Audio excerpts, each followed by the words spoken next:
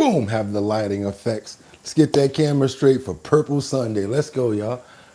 Okay, there we go. Let me just hit it right there. And I think we're going to use that this morning. How you guys doing this morning? It's your boy Bugatti NYC. Like I always tell you, you could have went anywhere. But the fact of the matter that you came here to chill with me, I appreciate you. Let's get into it. Trump. Did Jeffrey Epstein use his position to blackmail people? From what we're hearing from all of these different accounts, from all of the victims, they're saying yes, he did, and the way that he went about it, we already see from different approaches. Let me go ahead and check the watch to make sure that we still good on time. Yes, we are. I'm making sure that we overtime this morning because I want to say good morning, and yes, prayers to Rebecca, Lanya, and Bueno. Hope that you're feeling much better today.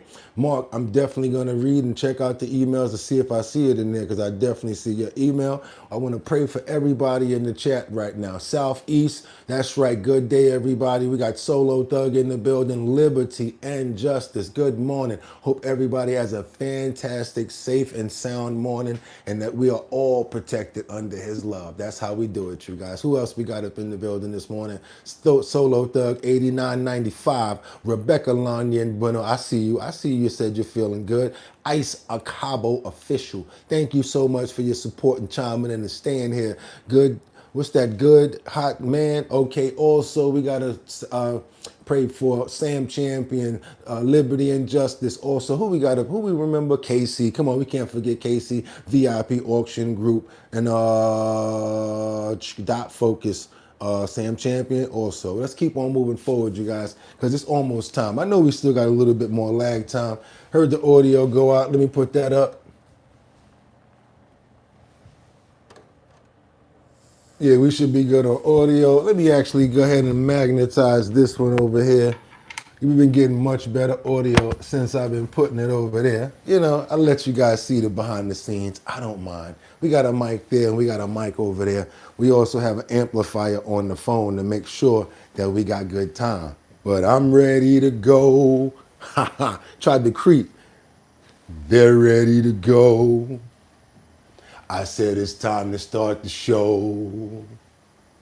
I hope you're ready, yo, yo, yo, yo, yo, yo, for Purple Sunday.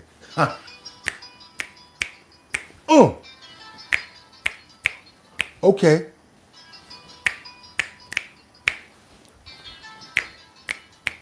Don't play. Now, that was the original way that we used to do it. Crept up on me and we still caught him. Ha, ha, ha. Y'all ready? Open up those pores. Oh, we got the cool fingertips this morning. We got to open up those pores. I got this one this morning, y'all. Oh, I got to open up those pores.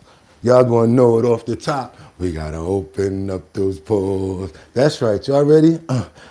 Because now, I ain't saying she's a gold digger, but she ain't messing with no broke figure. She take my money when I'm in need. Yeah, she's a trifling friend indeed. Oh, she's a gold digger, way over town. That digs on. I ain't saying she a gold digger. I'm in need, but she ain't messing with no broke. Now I ain't saying she a broke, but she ain't messing with no broke. But I gotta get down, girl. Go ahead, get down. Get down, girl. Go ahead, get down. Get down, go ahead, get down. Get down, go ahead, get down. Cutie at the bar, met her with the beauty salon. Said I could sell you a bar with the Louis Vuitton, and I'm not gonna try to sing that song because it's really, really hard. But I'ma do my thing because I am the National Guard, and I'ma do my thing, and that's about it. Because I don't really feeling like starting with the spit, and I'ma just go and kick my own flow because this is about the time we start Purple Sunday, yo. And guess what? If pump that beat. It's Sunday the 23rd. That's right, y'all. It's 2025. I'm your host, Bugatti NYC, and this here's our bottom line, where we be talking about this and that and that and this and this and that and that, where we be talking about this and that and that and this and this and that. Just got me lit. I said, you know what, I'm just gonna do the hook, because that verse is kind of hard. Kanye kind of went in on that. 18 years, 18, yeah, he kind of went in on that. So I was like, I'm just gonna do the, she give me money when I'm in need. Yeah, she's a trifling friend indeed. Oh, she's a gold digger way over town that digs on me. She give me money. Now we got to keep on moving forward, you guys. How y'all doing this morning? Y'all could have went anywhere, but the fact of the matter that you came here to chill with me, I appreciate you. That's right. Take all the energy that you want, because that's what I'm here for. It's our bottom line. Y'all could have went anywhere, but y'all know how we get down here. We got trending topics. We got current events. We got follow-ups on all of the stories that we've been going through all month, all week, all year. We got updates on Jeffrey Epstein. We got stuff going on with the tariffs. We got it all right here, one smorgasbord. If y'all been here, if it's not your first time, you get an idea of what we got going on. And yes, I have a lot of follow-ups to give you guys. Right now, I want to get right into it. Without any further ado, let's finish up saying what's up and hello to everybody in the morning. Yes, yay makes it seem easy. He does make it seem easy until you start hearing that flow. It's kind of crazy. That's right.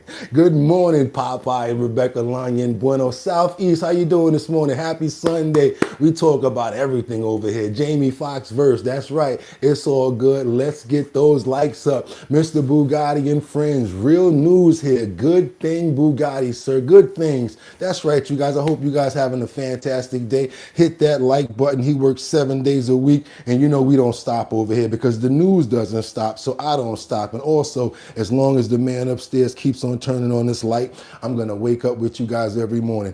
I could stay in my bed, turn around, be getting extra snoozes and extra things going on, but I'd rather trade that for big numbers and really putting things down. I take a nap in the afternoon sometimes. It's time to get busy. I'm ready to get this news out. We got follow-ups and a lot of stuff to get into. I hope you guys have been appreciating what we've been putting down in the way that we've been doing it, because guess what? It only gets better. And without any further ado, I'm sorry. I got 5 on it. I'm going to be stacking 5 videos at a time. And this way you guys are going to be able to put the dialogue together so that we stay on topic and we stay on point. Please let me know what city, state, and what time you guys are chiming in from. If you're in another country, that helps even better. As you know, we go everywhere. Cambodia the other day. We go to Alaska, Arkansas. We don't even care where it is. We just go in there. If something's happening there, our bottom line is going to cover it. Also, you guys, last but not least, now we do it. I got 5 on it. I'll be stacking 5 videos at a time. I want you guys to stay on topic, stay on point. Let me know where you're chiming in from. Why? Because we always like to find dialogue and find information from where you guys are from. Without any further ado, what am I going to say? Let's get into this title. Let's go. Let's get into these titles. Trump. Did Jeffrey Epstein use his position to blackmail people? We've got the content, we've got videos, we got all types of follow-up. We're going to get into it, you guys. We're going to keep on moving forward, because what else do we have? NYC, new mayoral Mamdani has a lot to answer for back in New York. As you guys know, Mamdani went to Washington yesterday and spoke with the president. I don't think that the Democrats on his party are too happy with the chummy chum situation that they had, because they expected a really pit bull fight right there, but I guess not. We're going to see why, and we're going to keep on moving forward. Also, last but not least, I love this one because he got caught. This creep was caught trying to, I can't say the word, grills nope a protester in downtown Madrid, right on camera, he had a flag in his hand. Ladies there protesting, had her boobies out. he uses his hand to. I'm not going to tell you guys now. You're going to see it in the video clips. Without any further ado, it's time to get into some headline news. Trump basically responds to Marjorie Taylor Greene's what does she do? She's quitting, no longer going to be in Congress. She's basically saying that she's out of there. And one of the reporters asked Trump the question on that topic: what does he feel about Marjorie Taylor Greene leaving the establishment? Check it out, you guys. Let's go. No, I get along with everybody. We see the same thing happening between you and Sure, why not? I mean, I get along with everybody. So he said that he had a problem with Elon Musk. Why can't he probably do the same with Marjorie Taylor Greene? Taylor Greene, I know that before you had a fight with Elon Musk, and you guys were able to work it out. No, I get along with everybody. We see the same thing happening between you and Sure, why not? I mean, I get along with everybody. Ukraine plan problematic? Is this your final offer to Ukraine? No, not my plan. No, we'd like to get to peace. It should have happened a long time ago. The Ukraine war with Russia should have never happened. If I were president, it never would have happened. We're trying to get it ended. One way or the other, we have to get it ended. So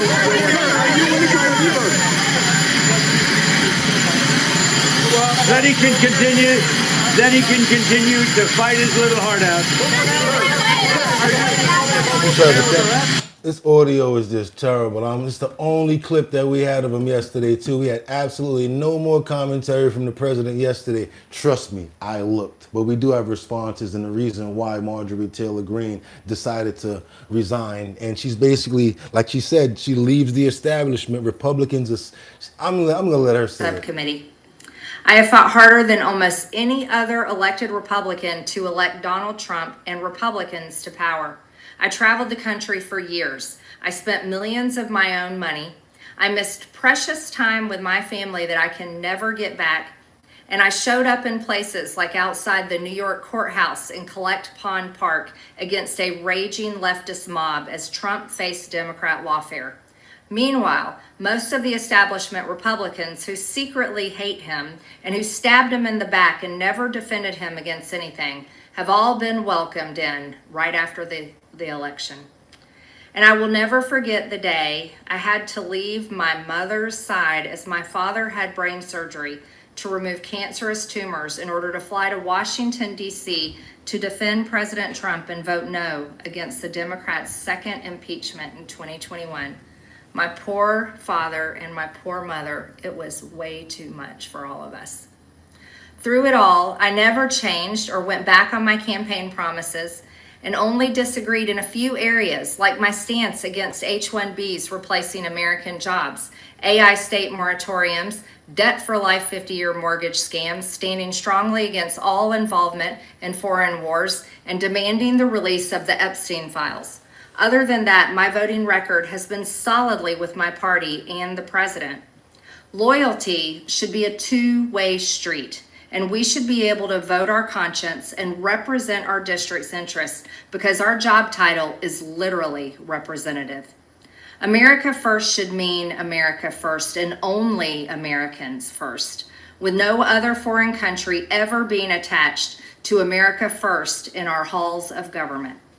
Standing up for American women who were raped at 14 years old, trafficked and used by rich, powerful men should not result in me being called a traitor and threatened by the President of the United States, whom I fought for. However, while yes, hurtful, my heart remains filled with joy, my life is filled with happiness, and my true convictions remain unchanged because my self-worth is not defined by a man, but instead by God who created everything in existence. You see, I have never valued power, titles, or attention in spite of all the wrong assumptions about me. I do not cling to those things because they are meaningless and empty traps that hold too many people in Washington.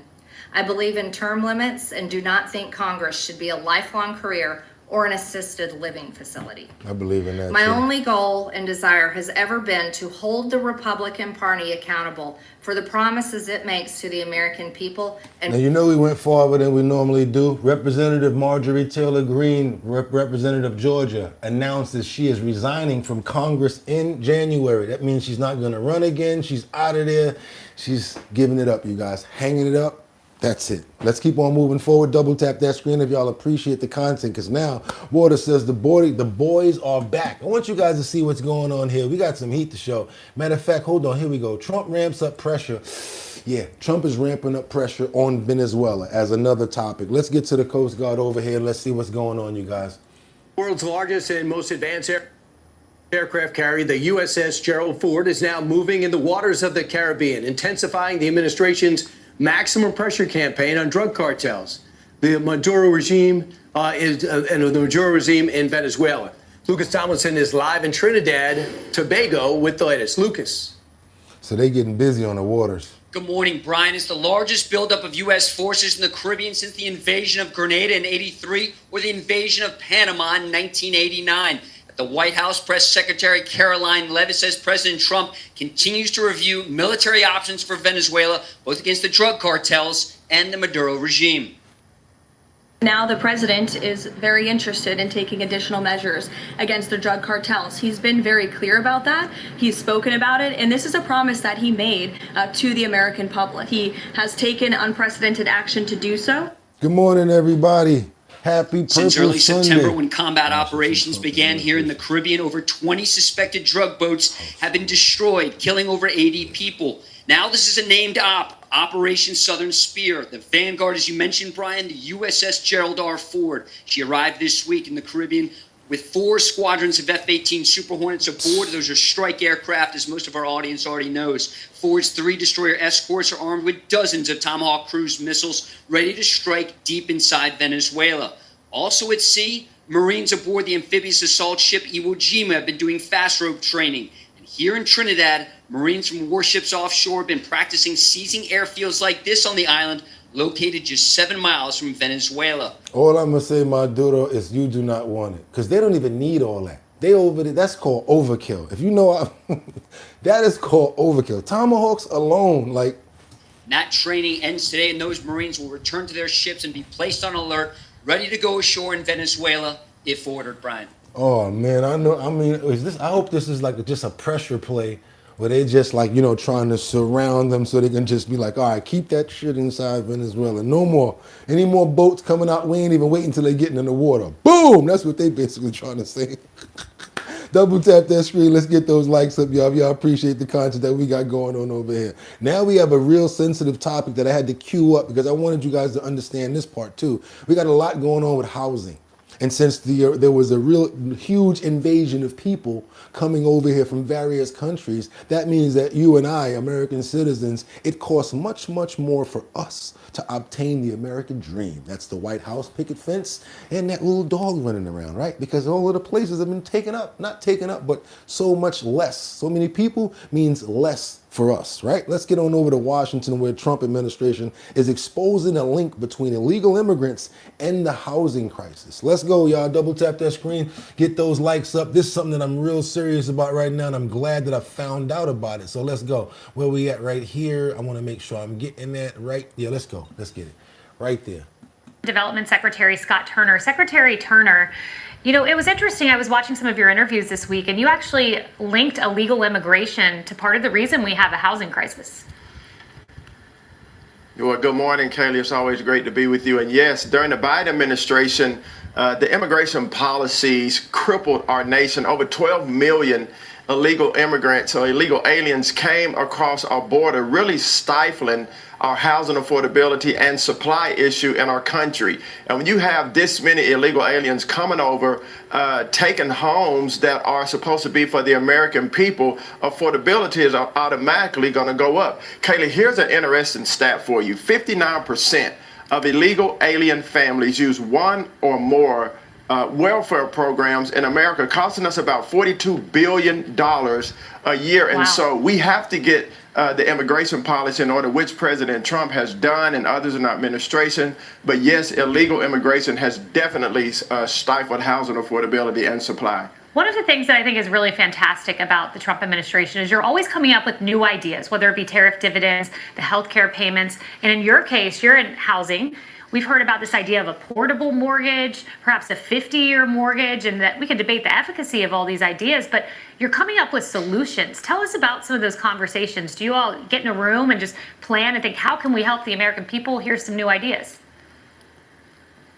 Yes, Kayla, you know all too well, having served so faithfully in the first administration, that President Trump not only is a strategist, but he executes on ideas. And so right now there's many ideas, a myriad of ideas on the table as it pertains to housing affordability and helping first-time home buyers in America. I hear it, you hear it, Gen Z, millennials, and others, and how we're going to be able to afford a home. And so not only do we understand it, but you have people, leadership in this country getting together, getting stakeholders together, industry experts to see what is the best feasible and appropriate path that we can take to open up building in our country. And I will say, in addition to that, Kaylee, the regulatory environment is burdensome in our country. And so at HUD, we've taken down burdensome regulations like affirmatively furthering fair housing, which made HUD a national zoning board, restoring local control back to the cities, back to the states, back to the localities. And we're encouraging every locality, take inventory of your regulatory environment to see how you can unleash building and development in your said community. And so these ideas, taking down the regulatory environment, public-private partnerships are all part of the plan. Yeah. Yeah, you good at change speech, my brother. I thought I was good. You know how to keep it going. And then when it's time to say the next sentence, you just keep on going and saying something else, because when you want to continue having people pay attention to you, that's how you have to do it. Woo, he good at that. But he got a lot of information out. And I think what he said in the beginning was very important, because check this out. Let's say we have a bunch of eggs. We're trying to go into the store to get these eggs, right? Okay, cool. We go to get the eggs. There's no more eggs left. Why? Because everybody else is already taking the eggs. So what are we going to do? We got to pay more. We got to look for more ways to find eggs. In this case, we're talking about homes, not eggs. Get what I'm saying right now? In a very simplified manner. What do you guys think about that? Because guess what? You can't lie about the truth, and the numbers prove it. More people, less things available to people. You have less availability. And then whatever availability that you're seeking, you're going to have to pay more for it.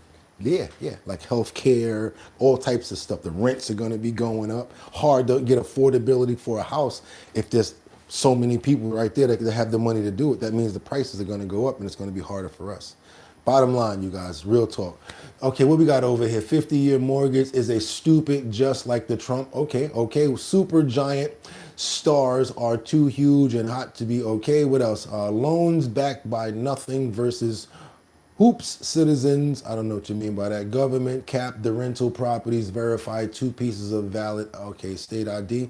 Bugatti making Steve Harvey jealous. Oh, I'm trying to, guys, you got jokes over there talking about my jacket. Yeah, well, guess what? It's a nice jacket. Let's keep on moving forward, you guys. I want to get into some of this Mamdani information that we skipped over, because as you guys know, he did go and sit down with President Trump yesterday, right? So let's get a little bit of that going.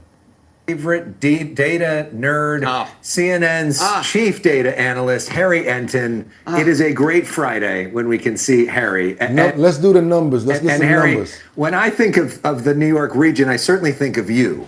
So when we think of these issues that we're talking about with Mamdani and Trump, there's some issues in common that Trump may see something in Mamdani, right? Yeah, I think, the 2 Queens boys, and I'm a Bronx guy myself, we all come together. Nothing can break apart New York bros. That's what I say. That was the problem that nobody thought about.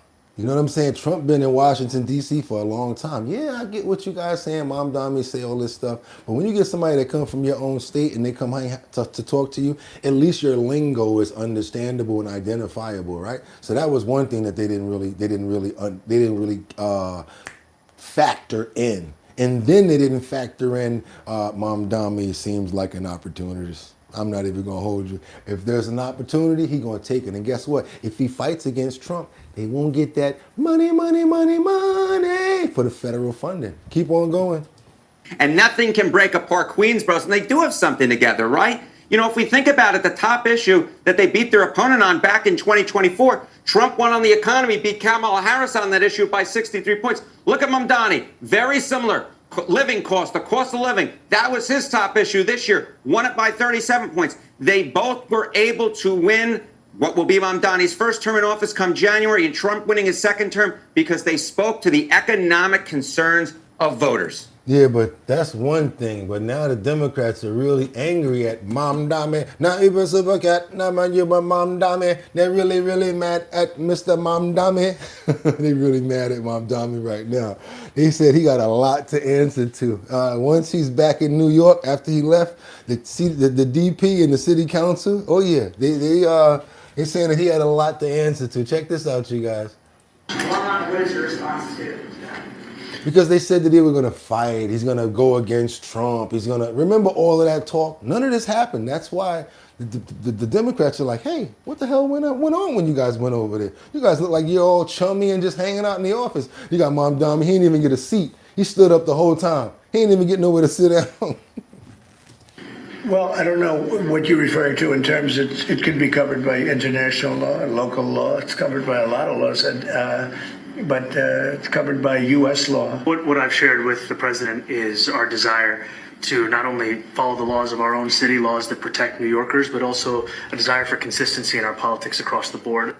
Well, of course, Councilwoman, he doesn't set U.S. foreign policy. That's where he's a little ahead of his skis, is he not? Like, well, I'm going to make sure the law is consistent, so I guess he'd arrest Netanyahu? I mean, he left that open. No, he's not allowed to arrest Netanyahu. That's another one of his dreams that he has in his head. But let me go back to what Trump did today. Trump played chess. Today was brilliant. Absolutely brilliant. I tried to interview her. I got her phone number. I'm going to be calling you again. She's hilarious, but she's on point and she represents Queens. I am in the city council.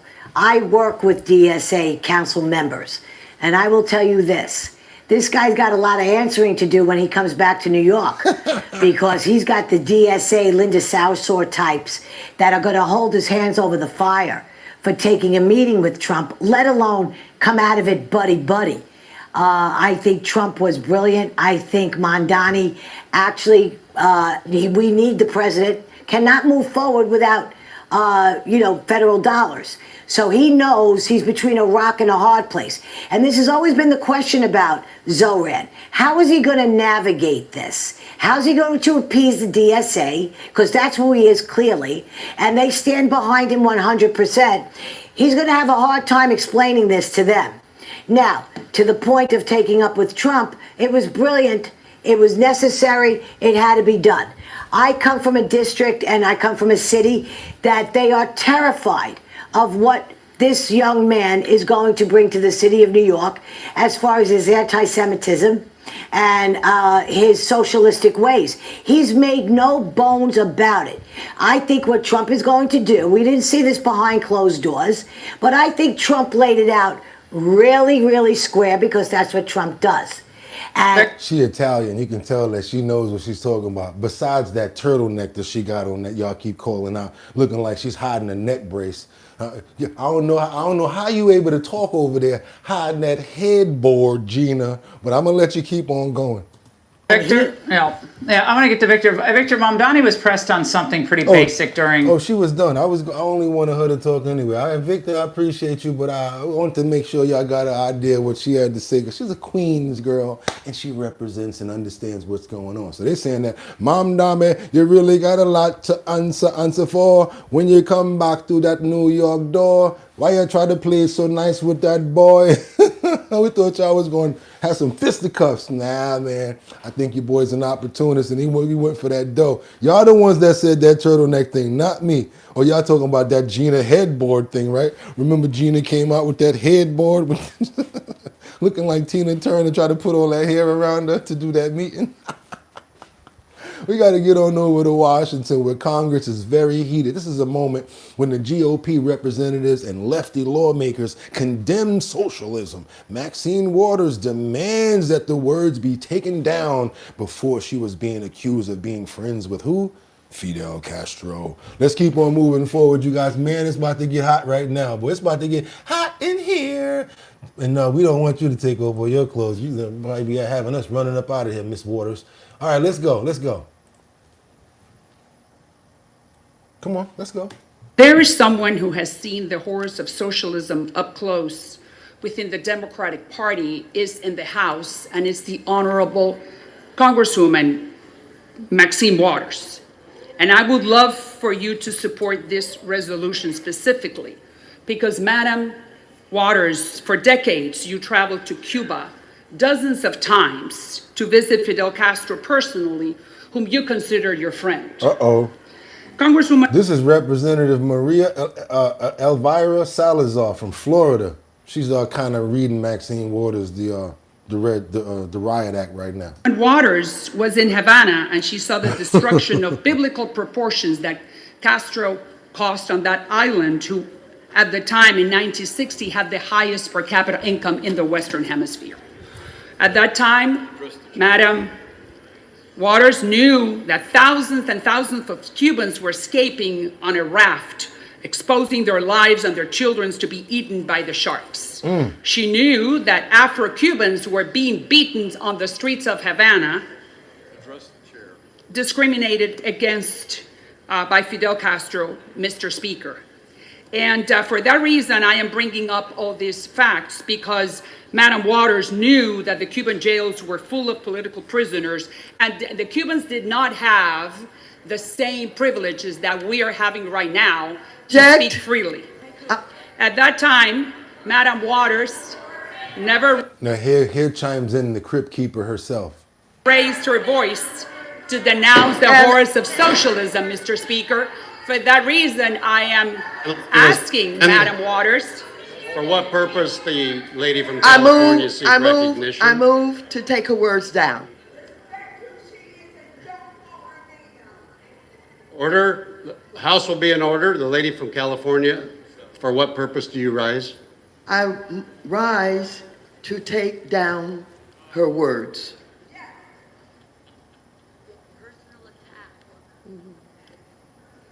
Lady from Florida, please be seated. I'd ask the clerk to please report the words. Oh boy, it got hot in there, boy. It got hot in there. Y'all saw that, right? She already got her words out though. She don't care if it's on the record. The people heard it. That's sometimes hell with the record. You got to get it to the people so the people know what's going on. Let's keep on going to My Little Pony with big hair said, Mister, can I please have the whole big bag?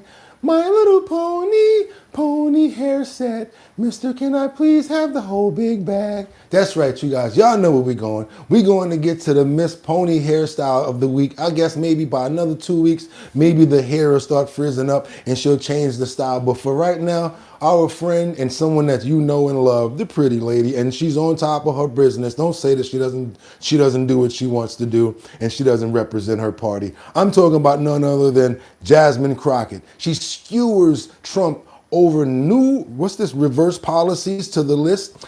I don't want to say that word because it got to do with that. I'm not going to say that word, and I ain't going to say the other word. I'm going to let her say it. I was really just planning on singing the intro that Jasmine Crockett is about to come up next, because the words that she's saying, I might get in trouble for. So I'm going to let her say it. In addition to this political hate for those on the opposite side of him, we know that now they want to reclassify swastikas and nooses. They're really not that bad. They're really not that bad. Y'all are just, being dramatic.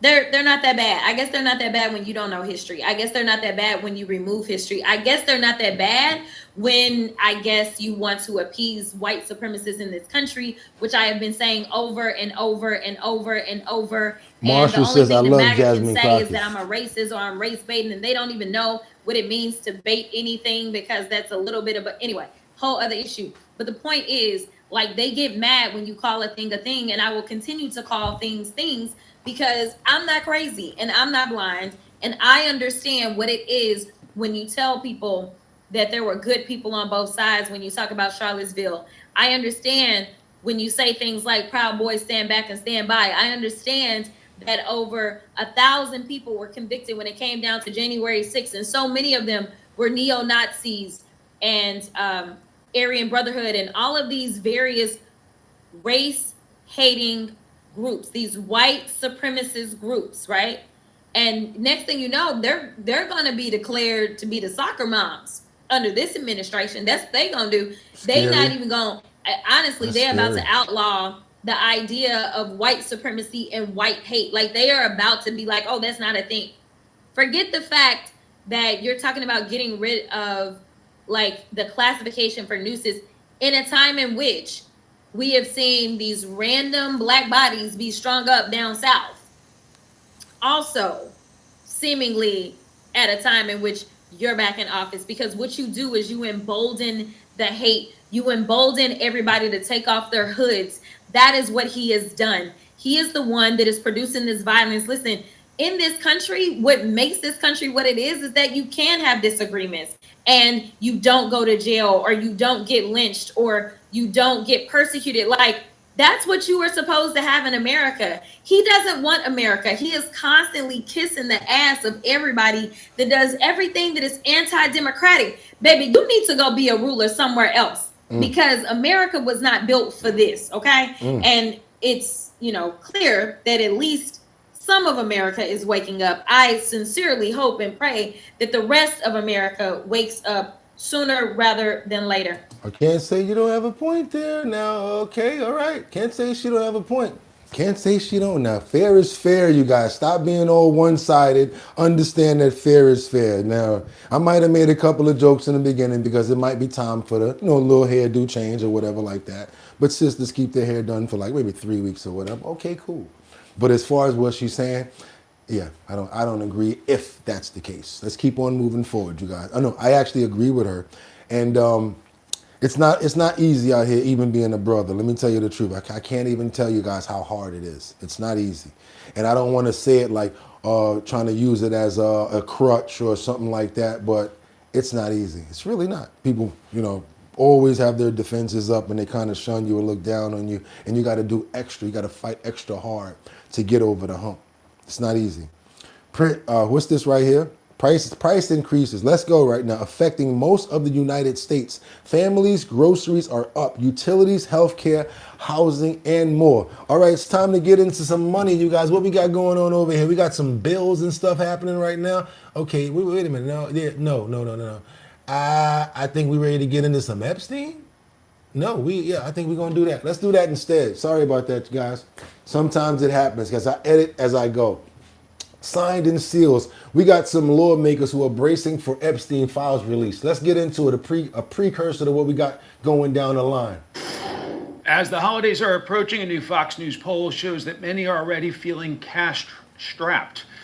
I guess it is about the economy. I'm sorry, you guys. It is the economy clip. Sorry. Voters feel that compared to a year ago, prices have increased across the board, including an 85% who say groceries are up and 78% who say utilities rose.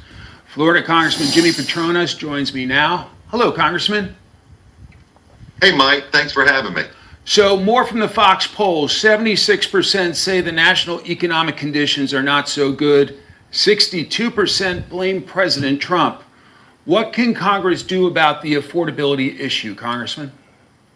So you got to remember, Mike, we were in a ditch for 4 years. The Inflation Reduction Act did the exact opposite. So this is why it was so critical that we passed the one big beautiful bill as quickly as we could. You've got to allow those tax cuts to start to drive down all the expenses where the people have more dollars in their paycheck every month. No tax on tips, no tax on overtime, no tax on Social Security. I'm tired of hearing that shit. We passed 3 minutes. I can curse right now. I'm tired of hearing that. We need money now. Straight up and down, bruh. We need money right now. Like, you get what I'm saying? And not for free. I don't want no $2,000. I don't want no handout. I just wanted to stop being so damn hard out here, and I want the food prices and certain bills to go back to what makes sense. Because right now, the gouging is ridiculous. I don't need no $2,000 because that ain't gonna do nothing but put a spike in a dam. That's not gonna help us out. We need longevity solutions and real things to actually start happening right now. I'm tired of hearing this personally, to be honest with you, because shit, I'm tired All of it. those take a little while before you actually start to feel it. And plus the president's starting to tweak his decisions. All this is going to work out in the benefit in the long run. I'm going to play a clip from Vice President J.D. Vance, and I'll get you to react to it. I remember. Yeah. My message to the American people who are still feeling like things are unaffordable, who are still feeling like things are rough out there is look, we get it and we hear you and we know that there's a lot of work to do. There's a lot of wood to chop because the Biden administration put us in such a very, very tough spot. Even though we've made incredible progress, we understand that there's a lot more work to do. And the thing that I'd ask for the American people is a little bit of patience. Your entire Republican conference is on the ballot next year. Do you have time for patience? Homie, I've been busting it. We've been down since this Ukraine and Russia war started, which was the reason when crypto started going out. If anybody had some money invested in crypto right after this war started, crypto was like womp womp womp. After that, everything started tanking. Boom, then we got hit by another thing. Boom, then we got hit by another thing. And guess who keeps on taking the hits? Us. We keep taking the hits. The working man got this backpack on, right? And he's walking on a road, right? Now he got the job, right? He got the hours to do. He got to worry about the rent. He got to worry about his family. And then you're going to put these taxes in his backpack. And then now you're going to find another way to put another tax in his backpack. Now we got to use this hand for another tax in a slick way that they finally get in this backpack. Next thing you know, he's just walking with this heavy ass bag on his back, just trying to make it, just trying to survive. And at some point, the man ain't going to be able to carry all that. No one can. That's what's going on with the economy out here. I don't know if you guys are rich. I just look like I'm able to maintain sometimes. But I'm going to tell you guys the truth. How they say it, you never let them see you sweat. Yeah, sometimes y'all might have to start seeing your boy sweat out here because it's not easy. It's real. And it's very expensive. You guys know what I'm talking about. It's not affordable. It's not. It's just really not. And I'm not trying to get anybody on any party ang with me. Oh, the Republicans, are they going to get mad at me? Democrats can get hell with all that. Every party is actually suffering unless you in a whole nother tax bracket. You got other things going on. Right now, what we dealing with in this country, it's fucking ridiculous. This economy is fucking ridiculous. The price gouging is ridiculous. It's crazy right now. Let's get on over to the NTSB where they reveal what may have brought down this UPS plane. Remember the other last week we had this UPS plane that came down. It was a very terrible, tragic situation. Well, we got the NTSB who's actually reporting on that. I'm kind of tired about these price gouging and this economy being the way that it is. It's crazy. Working hours for what? Still can't maintain. It's crazy. The NTSB revealing the UPS plane that killed 14 people after crashing in Kentucky earlier this month had fatigue cracks. You can see the left engine ripping off the plane as it was trying to take off in these new photos. So let's bring in former NTSB investigator Charlie Pereira with the latest for us. Good morning to you, Charlie. Good morning. How are you? I'm doing well. So, Charlie, I'm so sorry for these families. There were three crew members that died. There were 11 people on the ground that were killed. Others were injured. The shipping what is happened? crazy. What's the Yeah, cause? look at that. How could an engine, Come on, man. how could it fall off? Fucking price gouging. Well, we won't know the probable cause until the NTSB is done with its investigation. I got some solutions, but y'all ain't gonna like my solution. I'm ready to kick some ass, to be honest with you. I don't know. Because it's like there needs to be some sort of people that's actually going in the stores and putting these people on blast. And we got to stop being lazy too. Because a lot of times we talk and we complain about stuff, but if 30 or 40 people actually start doing something about it, something will happen. Like write the letter to Wise. You think I'm playing? Really write the letter to Wise. We're not buying this shit no more until y'all put more chips in the bag. Y'all think I'm playing? I would. I want some more. I love the barbecue Wise. What are they called? The ridges, the barbecue. Them barbecue corn chips. I love them. But when you buy a bag, they're like the trial size and they're like 50 cents. You got to buy like 2, 3 of them to get one regular bag. If we stop buying these people's stuff, or if we just start writing them letters, look, we're going to stop buying y'all stuff. Something like that. Something's got to give. Or start doing TikTok videos, throwing the bags in the garbage. How about that? Y'all can sue me, Wise. How about that? Let's go get the bags of Wise potato chips. Or you know what? It's only 8 in the bag. We ain't eating this crap no more. Boom, throw it straight in the garbage. And then maybe they'd be like, hey, why is everybody throwing the bags of Wise potato chips in the garbage? Maybe we can do that. Maybe that'll work.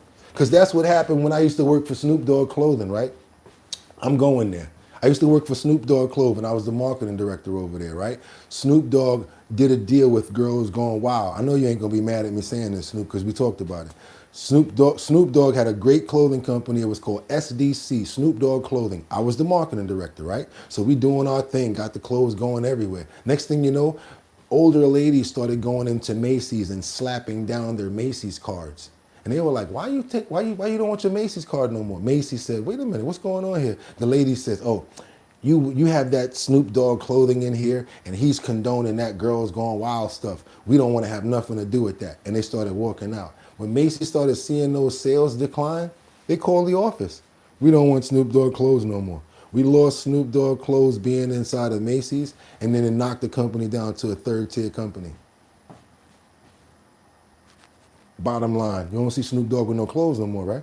All right then, let's keep on moving forward. Think I'm lying? Look at the research, look at the homework. I could tell y'all my real name, but I know a lot of you guys already know who I am anyway. Not just Bugatti. I've been doing this for a long time. Just chose to do this. Let's keep on moving forward.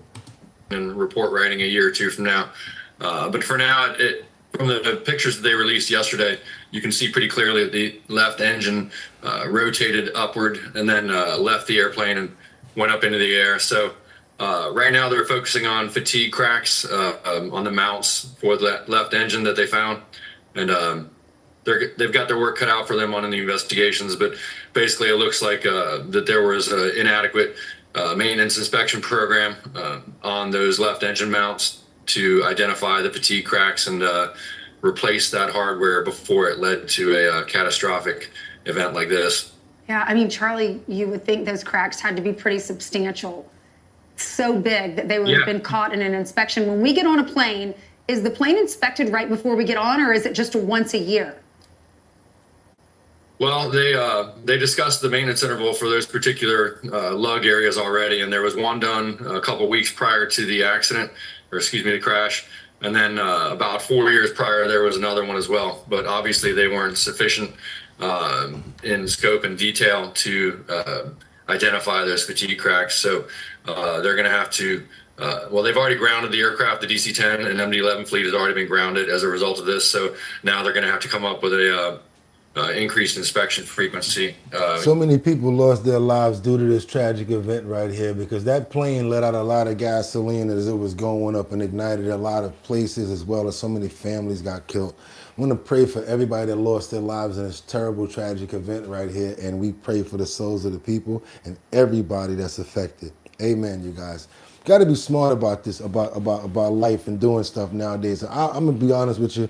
I don't know if I'm gonna be taking a lot of flights nowadays. I don't know, because I just think that there's a lot of lack in quality control, lack in paying attention to what works and what's actually out here. We got to keep on. I'm about to just drive now. I'm gonna get on a bus. It's going to take me a week to get you to y'all now. Let's get on over to NATO as these warships are preparing for conflicts in Russia, because there's a lot going on right now that NATO actually feels as if they need to strengthen their position because of what Vladimir Putin has been doing, like jabbing at the bear. He's been really, messing around in different countries and stuff like that. So they feel like they need to make a stronger presence of unification when it comes down to the United States of America, Sweden, and all of our NATO partners. Well, as we've been reporting, President Trump has signed off on a 28-point plan to bring the war in Ukraine to an end. Amid the White House's latest push for peace, CBS News senior foreign correspondent Holly Williams traveled aboard a NATO warship in Europe, where America's allies are preparing for a possible conflict with Russia. The Italian military gave us a ride in one of their helicopters, dropping us off on board a British aircraft carrier, HMS Prince of Wales. This is the NATO alliance in action. A military exercise bringing the US together with its allies, practicing long-range strikes and fighter jet missions. It's crucial because of ongoing Russian aggression, including incursions into NATO airspace with drones and fighter jets.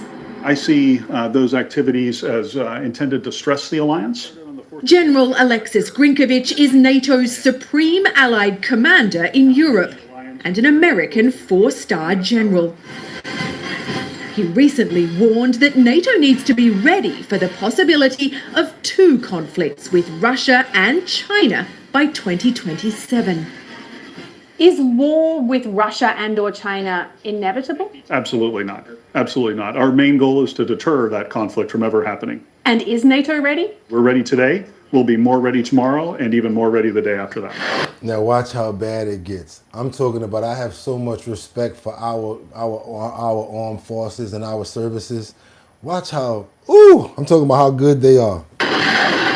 Russia's invasion of Ukraine has dragged it into a military quagmire, thought to have killed hundreds of thousands of Russian soldiers. General Grinkovich told us NATO's watching closely. They've shown that they're willing to take tremendous risk and incur incredible losses to meet their national objectives. Therefore, the alliance needs to be ready to deal with an actor that has that kind of mindset. General Grinkovich told us the US and NATO are also learning from Ukraine's military as it defends against Russia, including on drones and artificial intelligence. So they learn in their moves as they fight, as they go against these other countries. I got to be careful with my words. America is paying attention to the strategies and the way that Ukraine and Russia are fighting to know their moves and their strategies. That's like you watching a chess game and watching every move that they make. Oh, okay, if it was us, we would do it that way. Oh, that actually worked. Oh, man, and they got AI doing it. Oh, man, y'all don't want it with us? They don't want it with us, y'all. Trust me, they don't want it. But if it happens to happen, it happens. Let's get on over to Queen City. We got 4 people that have been injured in a downtown Concord tree lighting incident. You guys know that they had the tree lighting yesterday, right down in Concord. Well, sad story, got to let you guys know. Something went down there and it seemed like it's pretty bad. Breaking right now from Queen City News. Thanks for joining us. I'm Caroline Boyer. We begin with breaking news out of Concord, where officers are investigating a mass shooting at the city's annual tree lighting ceremony that left 4 people injured. It happened at about 7:30 tonight in downtown Concord. Queen City News reporter Shakira Speaks is live there. Shakira, what do we know so far?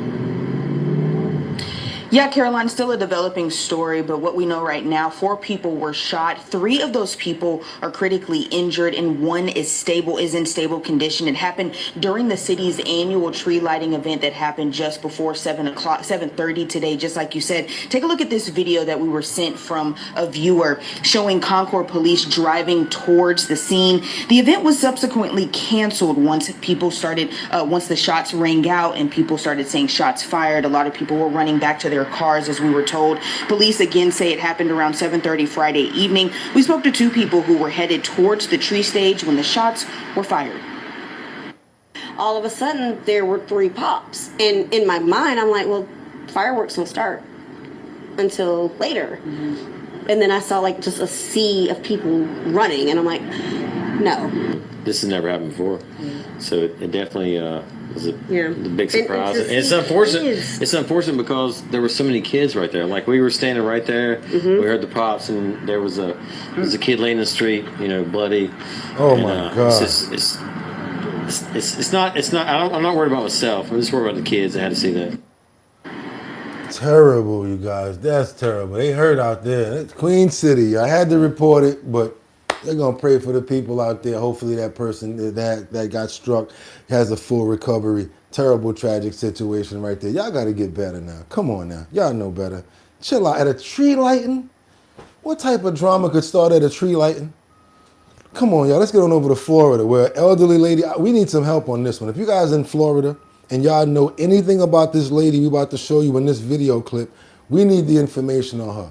Because she had the nerve to use her bag of groceries to bang this old lady in the face 2 times with it, and she smacked her up while she was on the bus. If you guys have any information about this situation right here that happened on Tuesday, I guess that you can go ahead and tell the police what you heard about it. Go ahead and be a snitch. I'm not saying a snitch like that, but it's a real quick clip that I want you guys to see. But it's pretty graphic because it's an old lady. No, they slapping the old lady up on the bus. You can't do that. Like, what's wrong with you, man? Don't do that. Let's go. Unhinged bus passenger pummels an older lady, leaving her battered and bruised. Come on, man. You know, yeah, there's a little warning right there. I didn't see too much graphics, but yeah. No audio either. So now we got Big Bertha over there that you can see she turns around. You know, she swings her bag, hit the lady in the face one time already. Bring that back again so y'all can see who Big Bertha is. I don't know if you guys probably know this lady or you ever seen her before, but they're trying to find her. Boom, that's one right there to the face. Now she gets up, boom, catches her again to the face. Homegirl starts to hit her back with the cane, and now she just starts pummeling her. And if you guys got any information on that, 954-493 tips. Yes, we definitely help out, especially when it has to do with old people. And it was only like 2,300 views on that. We're trying to help to get some more views out there to see if we could try to help the old lady find the lady that busted her in the face 2 times with the shopping bag. Let's get over there to Trump history with Jeffrey Epstein, because now we got to get on to it, y'all. We got a full timeline right here of when Trump basically met Jeffrey Epstein to all of the different situations that they were part of. The House has blasted the release of the new email. Trump's history with Jeffrey Epstein. Here's the full timeline. In one of many newly released emails between 2011 and 2019, Jeffrey Epstein alleged that President Donald Trump, quote, knew about the girls and, quote, spent hours with one of Epstein's victims at the financier's home. Democrats on the House Oversight Committee released emails provided by Epstein's estate Wednesday, hours before Adelita Grijalva, Democrat of Arizona, was finally sworn in after 7 weeks of stonewalling from Speaker Mike Johnson. Grijalva became the final signature needed on a petition to force a House vote on the release of the federal government's files into Epstein. The House is expected to vote on the legislation this upcoming week. However, it will also need to be approved by the Senate and signed into law by Trump before the files could be released. The White House has blasted the release of the new emails, part of the Epstein, quote, hoax, but they're the latest documentation of a connection between the two men that stretches back decades. Here's a timeline of that connection up until their 2004 falling out. Do your boy a favor, double tap that screen to get those likes up. We've been working over here. We ain't trying to hit your pockets because we know it's hard out here for a pimp, but we would appreciate if you guys can get the likes up much more to make it justify the ends and more people to come over here to get this information, to get these stories out. I know it's Sunday, but guess what? They still out there in YouTube land. All you guys got to do is hit that notification bell down there so that you know when we're on. Also, if you haven't subscribed to the channel already, what are you waiting for? Become a member. And yes, the 3 dots right there. Hit that notification bell so that you know we're on. 3 dots make the likes come up. Why do we want to do the likes? Because more people come over and we get a better show, more conversation going on, and more educated on all of the topics that we're covering this morning. Let's get back to the timeline. 1980s. Trump and Epstein met around the time Trump bought Mar-a-Lago in 1985. When Epstein was also living in Palm Beach, according to Trump, who told New York Magazine in 2002 he had known Epstein for, quote, 15 years, calling him a, quote, terrific guy, and adding, quote, it is even said that he likes beautiful women as much as I do, and many of them are on the younger side. 1992. Trump and Epstein were spotted laughing together at a party Trump threw at Mar-a-Lago, according to NBC footage of the event unearthed in 2019. 1992, at a so-called calendar girl party at Mar-a-Lago, where Trump invited just 2 other guests, Florida businessman George Horaney and Epstein. Horaney's girlfriend at the time, Jill Harth, said Trump forcibly kissed and fondled her and restrained her from leaving a bedroom. Harth also said Trump crawled into bed with another 22-year-old woman at the party. According to a 1997 lawsuit, Trump settled with Harth while denying her allegations, the New York Times reported. 1993. Trump flew on Epstein's private jets 4 times in 1993, according to flight logs made public during Epstein associate Ghislaine Maxwell's trial, the New York Times reported. 1993. Photos released by CNN showed Epstein attended Trump's 1993 wedding to Marla Maples, his second wife. at the Plaza Hotel in New York. A few months before the wedding, another photo published by CNN showed Epstein and Trump together at the opening of the Harley-Davidson Cafe in New York. 1993. Trump groped model Stacey Williams when Epstein brought her to Trump Tower, she alleged in a 2024 interview with the New York Times. 1994. Trump flew on one of Epstein's private jets, according to flight logs. 1995. Epstein reportedly called Maria Farmer, who was accused Epstein and Maxwell of sexual assault, to his New York office late at night, where Trump then arrived and, quote, started to hover over Farmer, who was in her mid-20s at the time, and, quote, stared at her bare legs, before Epstein said, quote, no, she's not here for you. This is what Farmer told the FBI, according to the New York Times. 1995. Trump took another flight on an Epstein jet, the flight logs say. 1997. Trump signed a note to Epstein in his book, Trump, The Art of the Comeback, that said, quote, to Jeff, you are the greatest, according to the New York Times. 1997. Trump took a seventh flight on one of Epstein's jets. 1997. Trump and Epstein were photographed standing near each other at a Victoria's Secret Angels party, according to a Getty image of Trump posing with model Ingrid Seinhave that shows Epstein in the background. 1999. A video released by CNN showed Trump and Epstein laughing and chatting with each other at another Victoria's Secret event.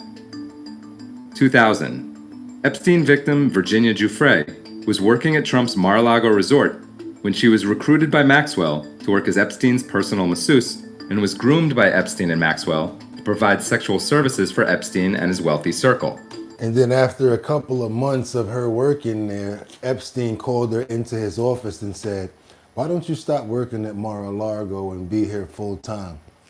And then he went into the drawer and took out a picture and showed it to her and said, isn't this your little brother right here? And it was a picture of her little brother with a backpack on going to school. She was nervous about that. Felt it kind of eerie.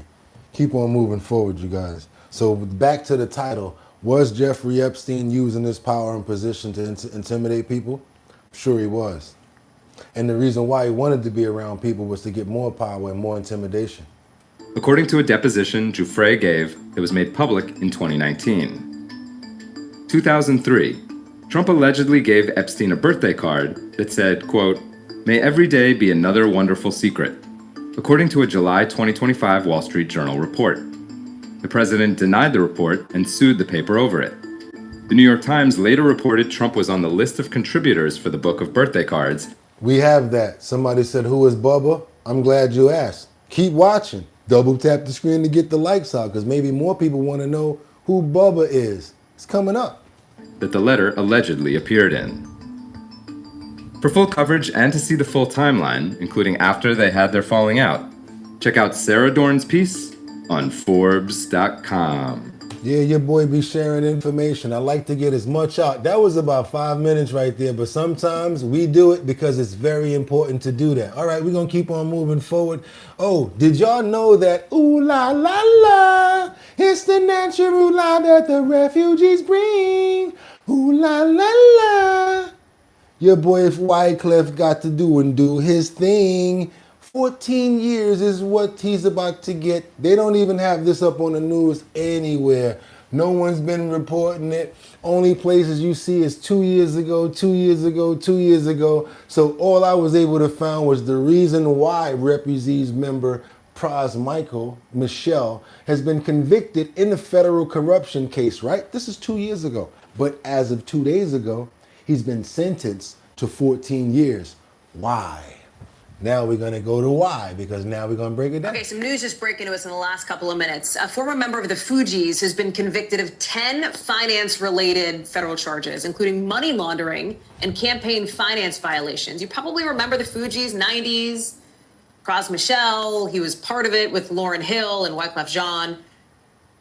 But Michelle has now been found guilty of using illegally obtained money to get closer to former President Obama during his 2012 campaign and using millions more to bankroll an expensive lifestyle. NBC News legal analyst Danny Savalos joins me now. We have laid out the charges against Pras Michelle, now found guilty. And the details here are pretty interesting. Talk us through it and your reaction to what we're learning in the last couple of minutes.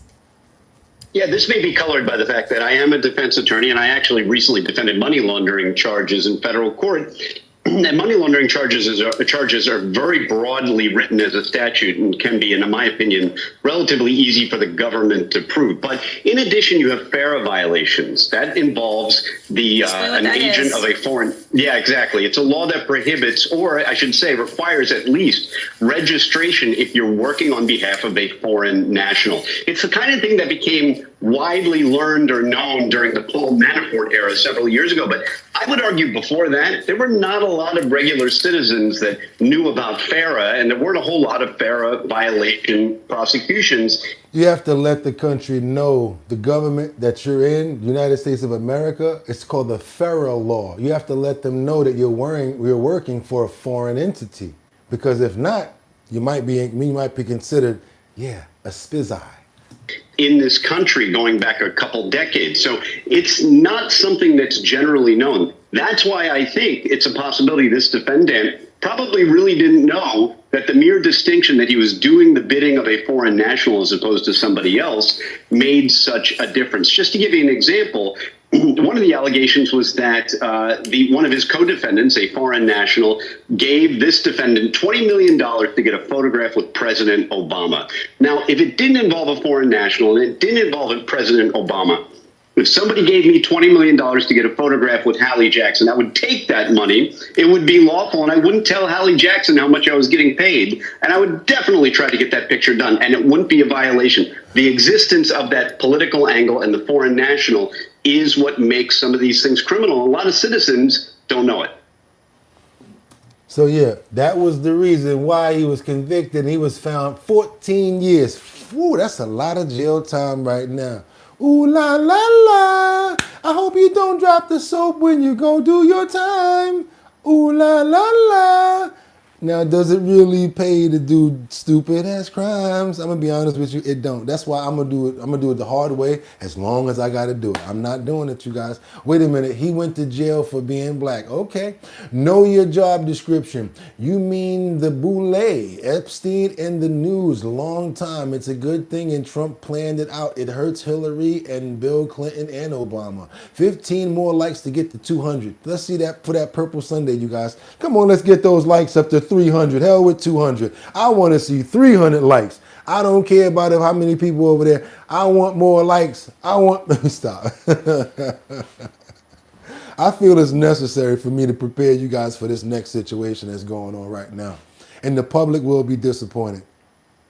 When it comes to the Jeffrey Epstein file, says the former U.S. attorney, we're not going to get the information that we're looking for. Why would we? And this is the breakdown right here. Get yourself ready. Because just like I had to get myself ready for Mom Dami with the Costanza effect, we're not going to get all the files. It's going to be redacted. And plus, since now there's open cases and open situations, that means that we're going to be disappointed. Let's bring in former U.S. Attorney John Fishwick. John, as you know, the House Oversight Committee took the lead in the subpoena of Jeffrey Epstein's estate and in the subpoena to banks for his financial records. As we kind of take a look back at how we got here, why not the DOJ? Why do you think this is all unfolding now? Well, the House Oversight Committee has certainly been aggressive in getting documents and making them available to the public, and that's a good thing. DOJ, unfortunately, though, said this past summer in July, they've looked at all the Epstein file. They did not see any criminal conduct that was worth investigating and moving forward. They basically said they were at a dead end.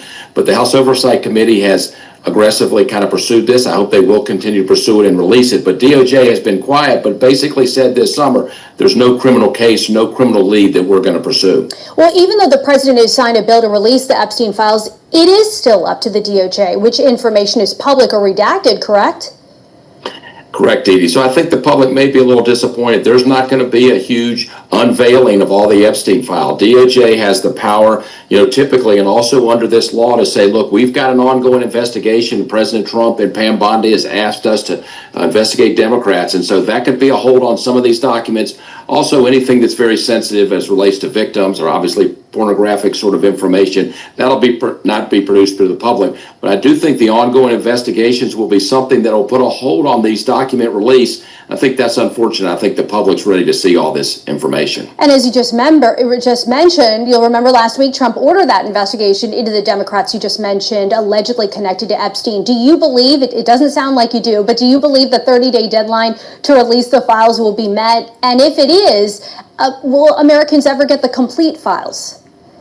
I think the unfortunate thing for Americans is, there have been a lot of starts and stops on releasing the Epstein files and the Epstein documents, and we obviously don't have them all. I don't think at the end of this 30-day period we're going to get them all. I expect we'll get some of them, Dee Dee, but I think a lot of it will not be produced. I think DOJ is going to say, look, we've been ordered to do an investigation, and typically what we do until that investigation is complete, we don't want to taint that investigation, so we don't release everything. So I think there'll be a partial release by DOJ, but not the complete files. All right, we'll put a pin in that. Before I let you go, John, finally, a lot of questions, including from a judge overseeing the case of former FBI Director James Comey. Nope, we're not going into that. We got to keep on moving forward right now because we got some more breaking information on Celeste. That's right. Remember Celeste Rivas, the girl that was found in the Tesla when it comes down to the artist known as David D4VD? Yes, he has now been criminally charged and he's being looked at as a suspect. Let's keep on moving forward, you guys. Let's double tap that screen. Let's get those likes up so more people can know what we got going on here. Yes, we're going to get to the Bubba stuff. I see you guys going crazy with that He Blew Bubba stuff, but you're going to probably be disappointed when you find out what that's really about. But keep on. Let's go, y'all. Come on, y'all. It's 400 and something people in the building. Let's make it make sense with those likes. I really appreciate it. Case of 14-year-old Celeste Rivas Hernandez, whose body was found in the front trunk of singer David's impounded Tesla in September. David was officially identified as a suspect in the teen's death this week. Yep. And now a source that's close to the case says detectives have identified a second suspect. Lindsay Pena, live in our news center with the latest on that. Lindsay? Rick and Kareem, this is the second major development in this case this week. Back on Tuesday, a source was able to confirm to KTLA that singer David is being named as a suspect, as you mentioned. The body of the Lake Elsinore teen was found September 8th in the front trunk of David's Tesla, impounded at a Hollywood tow yard. David was on tour at the time, but police now believe Hernandez was killed last spring. The medical examiner reported she had been dead for an extended period of time. Just yesterday, the case was updated in the medical examiner's website. The cause of death had been listed as deferred for weeks, but now there is no information listed, which means there could be a security hold on the case. Late today, TMZ reporting that Rivas's body may have been frozen, and that could make it difficult or nearly impossible to determine the cause of death. Whoa. Our request to the medical examiner's office for more information hasn't been answered yet.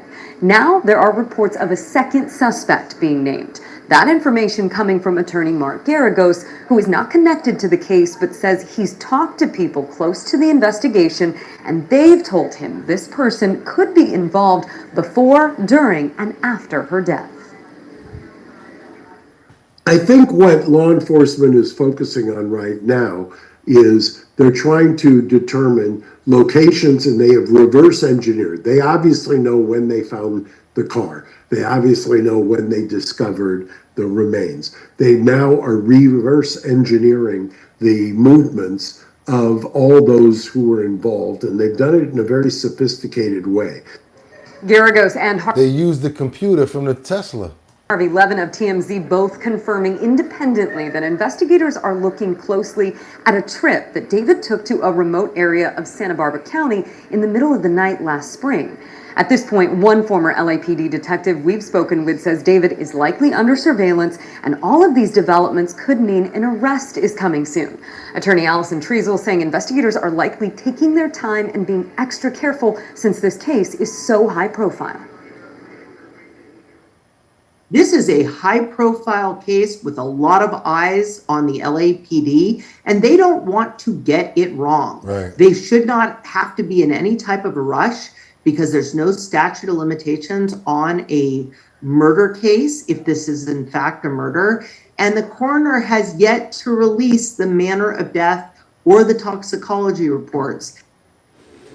So they don't want to get in front of the manner of death and start calling it a murder, and then next thing you know, the doctor say, well, it was a suicide, and then next thing you know, they out there gonna claim something that it ain't. Then they gonna be wrong. Do your boy a favor, double tap that screen and get those likes up, because we're covering everything today. Come on, you guys can do better. I really appreciate that. Now, Michael Epstein, Jeffrey Epstein's brother, he says Bubba is not Bill Clinton.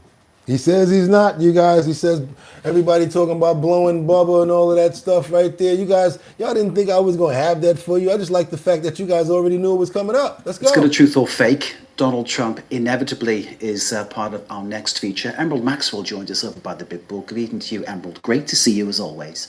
An old photograph of the current US President Donald J. Trump and the former President Bill Clinton has gone viral alongside one of Jeffrey Epstein's emails. Now we getting those likes up. I really appreciate it. Come on, let's get those numbers up. That gets more people over here to know what we got going on, because next thing you know, they're going to say, what's going on over here? YouTube sent up that notification once you hit that like button. Let's go for it. That has attracted scrutiny on social media. Explain what this is all about.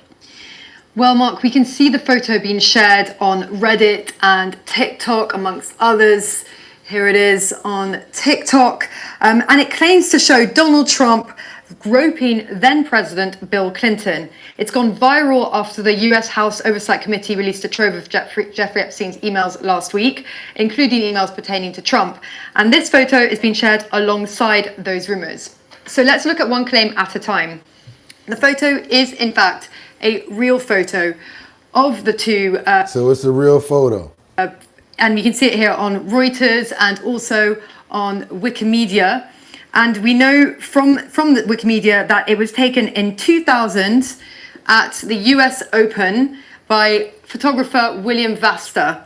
He was the White House photographer at the time. So I would like for you guys to look this up, because you should be able to, if this is true. That's why we do this right here. We're going to go back so I don't mess anybody up. A real photo of the two, and we can see it here on Reuters and also on Wikimedia. And we know from the Wikimedia that it was taken in 2000 at the US Open by photographer William Vasta. He was the White House photographer at the time. So fact checkers at Snopes got in touch with him about the photo, and he told them that he didn't see any inappropriate contact. Trump was simply signaling to others in the room to gather for a group photo that included him, his guests, and Clinton. What you're seeing in the still photo is just an outtake between handshakes and gestures. And indeed, other photos from that day show the two shaking hands or standing with other people, as well as with Trump's wife, Melania, and apparently sharing a joke. So the sad part about this, it could be very simple, but people blow things up. Hear me out. Real couple of sentences. The man's making a gesture, and they catch him mid-gesture, mid-movement. Hand just click, click, click, click, click. Oh, the photo stops right there. Oh, we're going to use this one to say blah, blah, blah. That's what they're basically saying. That was just happened to be a gesture, and they were together the whole day. So that's something that really doesn't make any sense right now. Is the answer that they're explaining here, that it basically has no merit to it. So these photos were released in 2016 when Trump was running against Hillary Clinton in a very acrimonious race for the White House. Good morning, guys. Good morning, Maria. Good morning, Southeast. When Trump James and Bond Bill Jones Clinton were friendly. So in short, it is a real photo, but no, Trump is not groping Clinton in it, Mark. Okay, glad we clarified that. It's worth pointing out too that Trump, Republican today, of course, once upon a time, gave money to Democrats. Emerald, why is this photo viral now?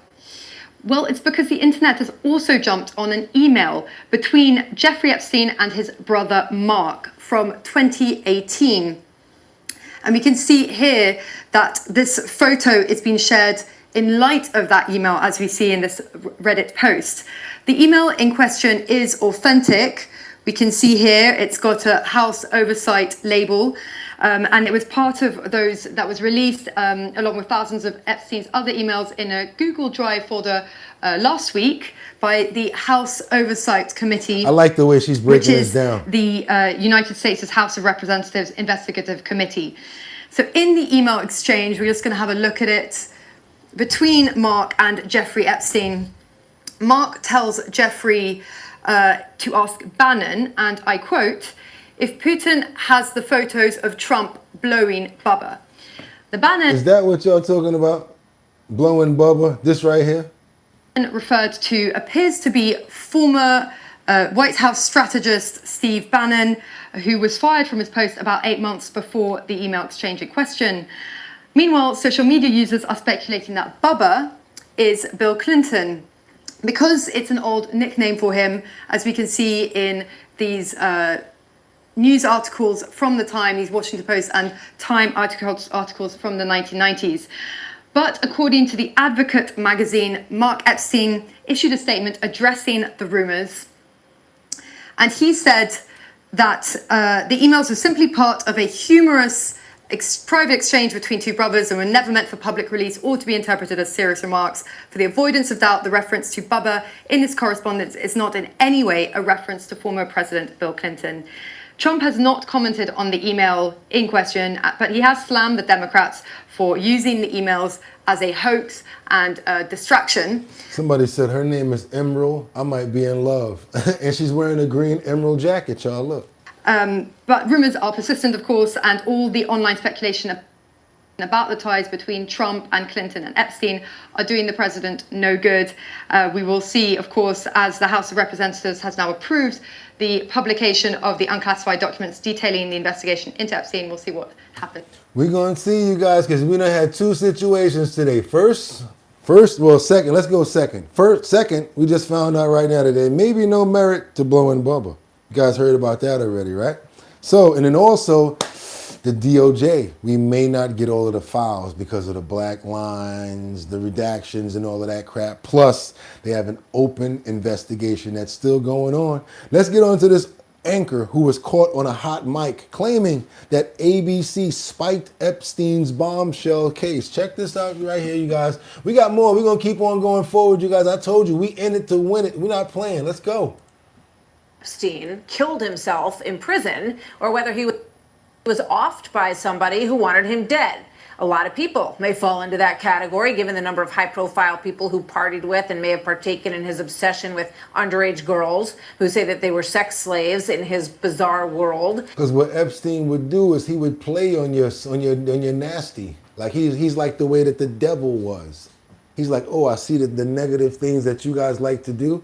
Let me put you in the room with that. But you don't even know you're being videotaped and there's being photos taken. So now when he needs you to do something, or you didn't know about this photo or the video that we got of you that day in the massage room? Yeah, he was that kind of guy.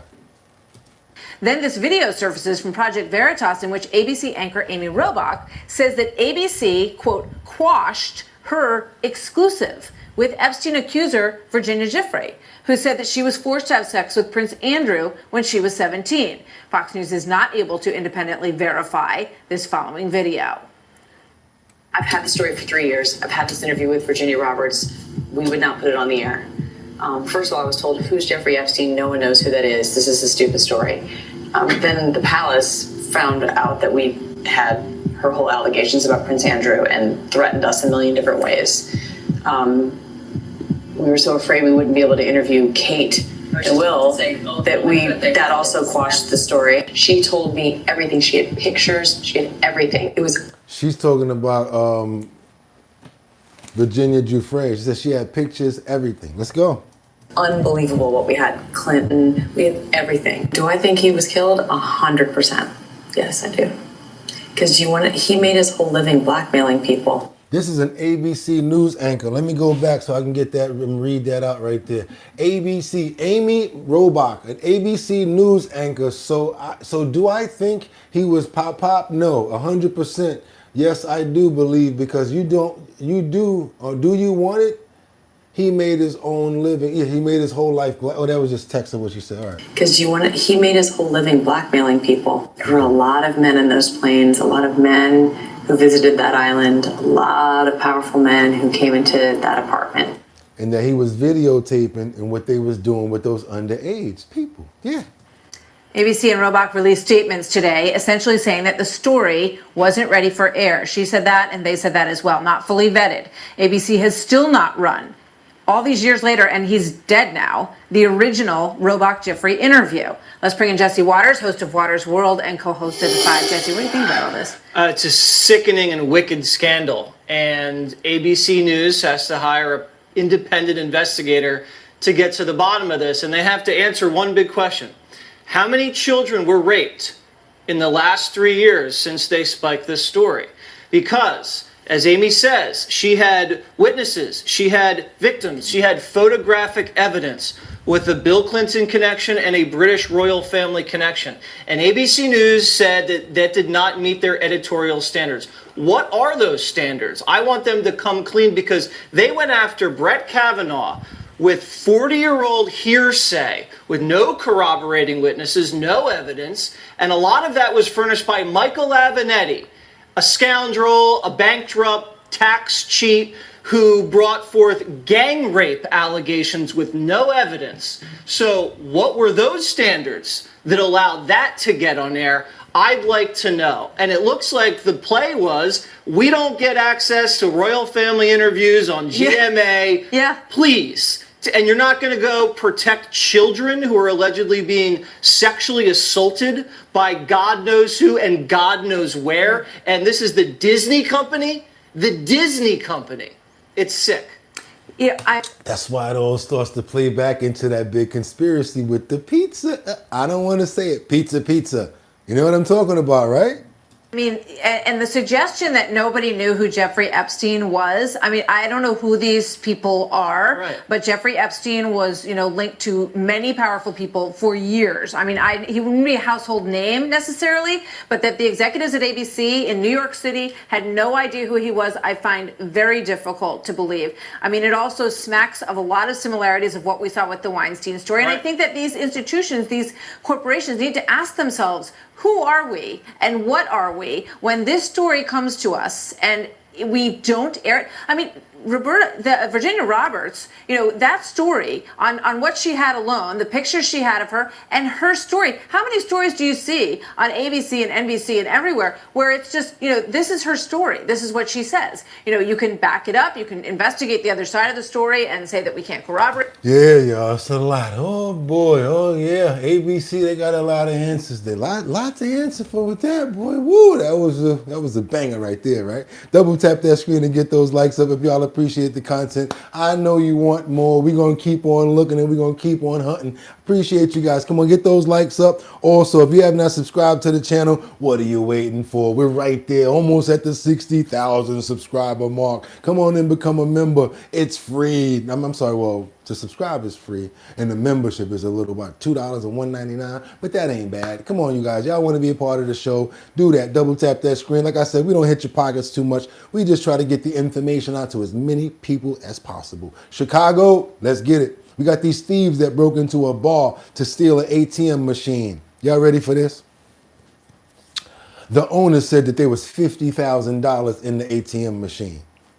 I don't believe that. You can't fit no $50,000. I don't care if you put $1,000 bills inside in the ATM machine. Ain't no way in the world you're gonna be able to fit no 50. Well, that's what I'm saying. I don't know. Let's go, y'all. Chicago, come to the front of the stage real quick. And the way that they did this was brazen. They broke in, strapped it up, and slid it out. Come on, let's go. Surveillance video captured burglars stealing an ATM from a Wrigleyville bar. Take a look.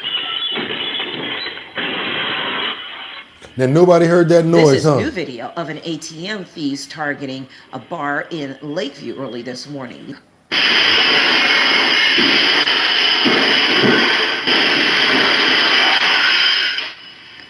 That's a whole lot of noise, and it's the crooks smashing the front window at Wrigleyville North near Sheridan and Byron. This happened around 3:30 this morning.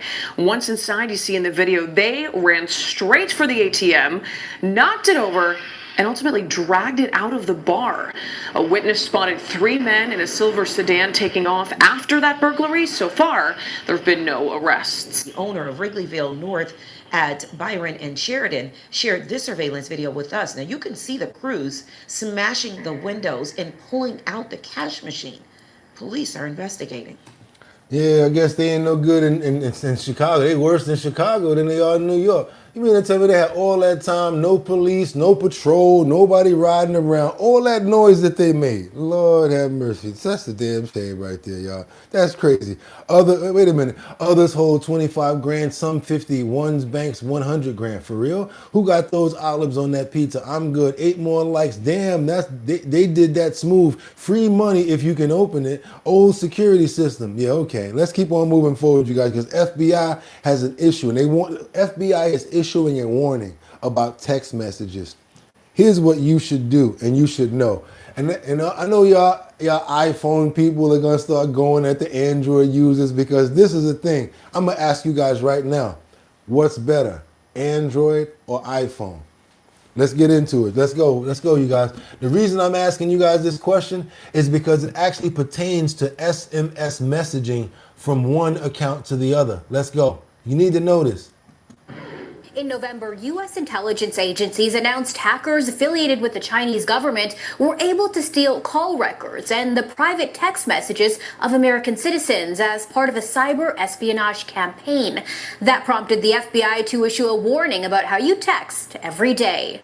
Text iPhone to iPhone or Android to Android, and your text messages are encrypted. In other words, secure. But the FBI is warning text messages sent between iPhone and Androids don't have that automatic encryption, and that means those messages could be intercepted by scammers. Those bad actors fall into two categories, according to FBI Assistant Special Agent Jade Patel. One would be the financially motivated, loosely organized groups that are here in the US and overseas in different countries. And then the other part would be nation-state threat actors that are funded and backed by established governments. The FBI says journalists, politicians, and those in various branches of government have specifically been targeted by the latter group of bad actors. But Agent Patel warns everyone should be on guard. After all, we often rely on our phones for two-factor authentication if we're resetting a password or logging into a secure bank account. So they trick you with the two-factor authentication because they can steal that. Watch. And Agent Patel says it's possible for those types of authentication texts to get stolen because they're usually not encrypted. So a lot of the dual factor authentication relies on your cell phone, right? So you type in, you want to reset your password, or you type something in, it sends you a text message, and that text message usually comes in a clear form, like an SMS. Right? So you get a code and you enter that code in. And that's not the only way hackers try to get access to your accounts. Agent Patel says some scammers may simply trick you into giving up that two-factor authentication information instead of hacking into your text messages. Yep. So a lot of these threat actors use social engineering techniques. So once you get that text message, they'll say, hey, you won the lottery. If you could give me that next message that you're going to see with that number, and you respond right away, you will win something. Agent Patel says the simplest way to secure your text messages is to use a free encrypted messenger like WhatsApp, Telegram, or Signal, just to name a few. The threats are pretty dynamic, and what is secure today is not secure tomorrow. The FBI also advises turning off your devices every few weeks and allowing automatic updates on your smartphones. Agent Patel says this can close the door on a threat that's already been discovered. How many people actually turn their phones off?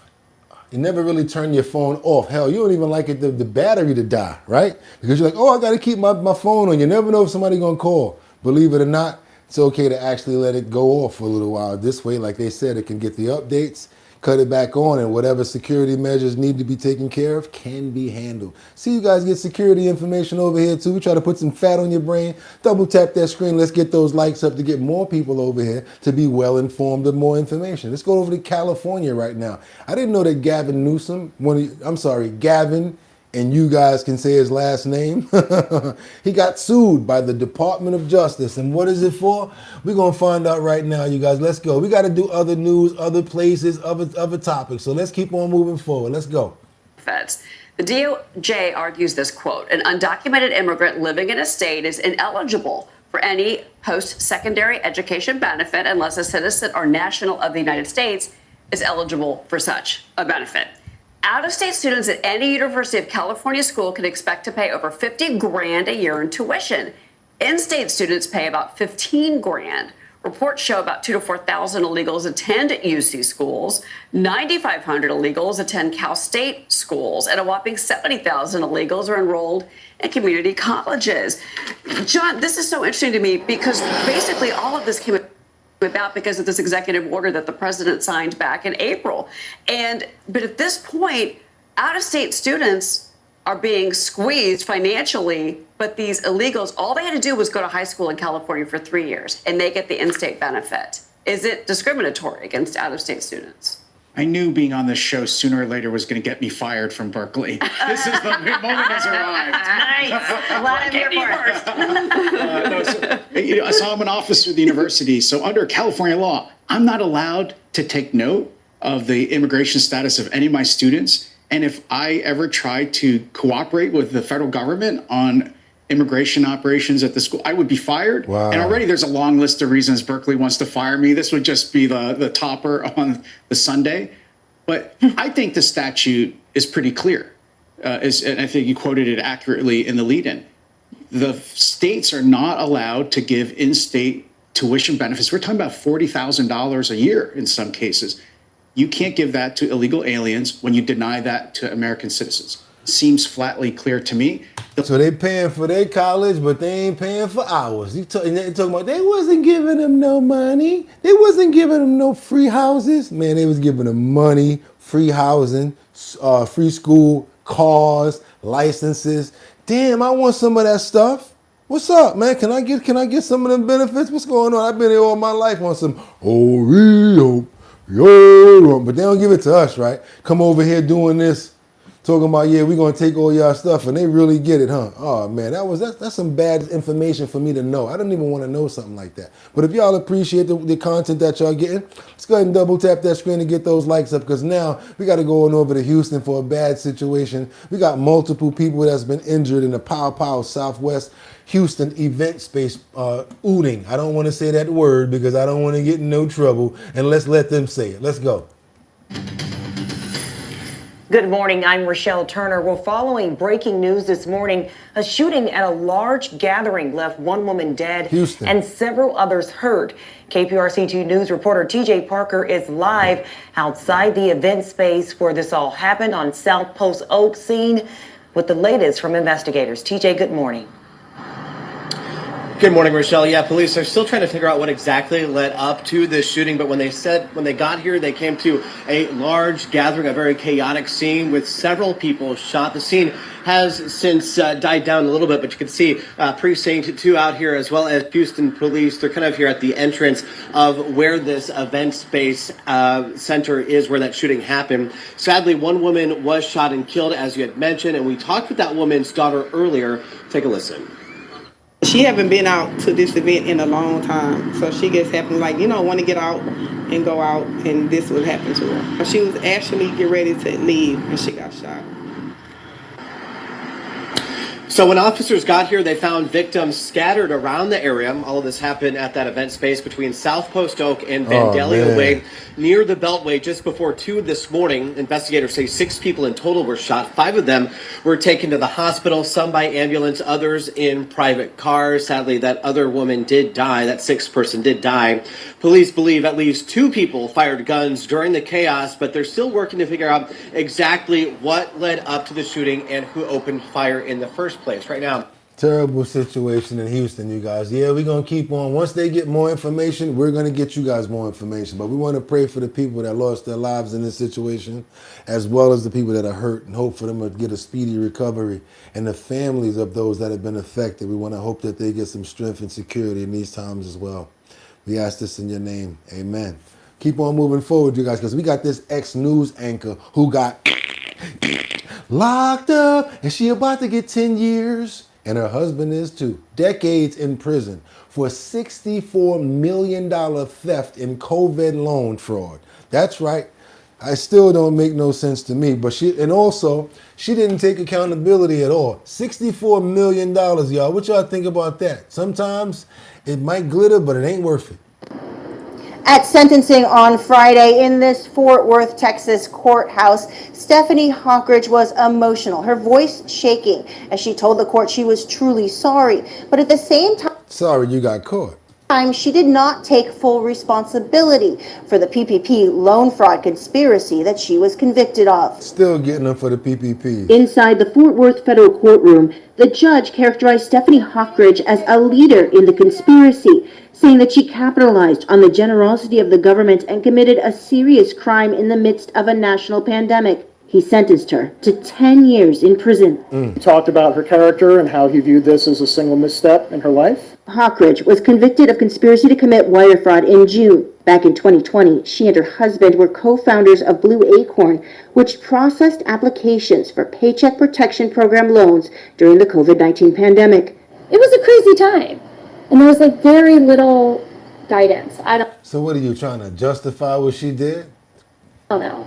I just am like, I don't think people understand how chaotic everything was in that moment. In court Friday, Hawkridge said she wanted people to get PPP loans, and she lost perspective at times, and she was too trusting of her own husband, Nathan Rice, saying that blind spot cost me dearly. Prosecutors said she is culpable, along with co-defendants, for $64 million in losses to the federal government for helping themselves and others get PPP loans using falsified financial paperwork. Despite the size of the fraud, the judge sentenced her to less time than prosecutors requested. Danielle. Are you able to make a comment here Danielle, about the thank you, sentence? Danielle. The lead government attorney had no comment outside the courtroom.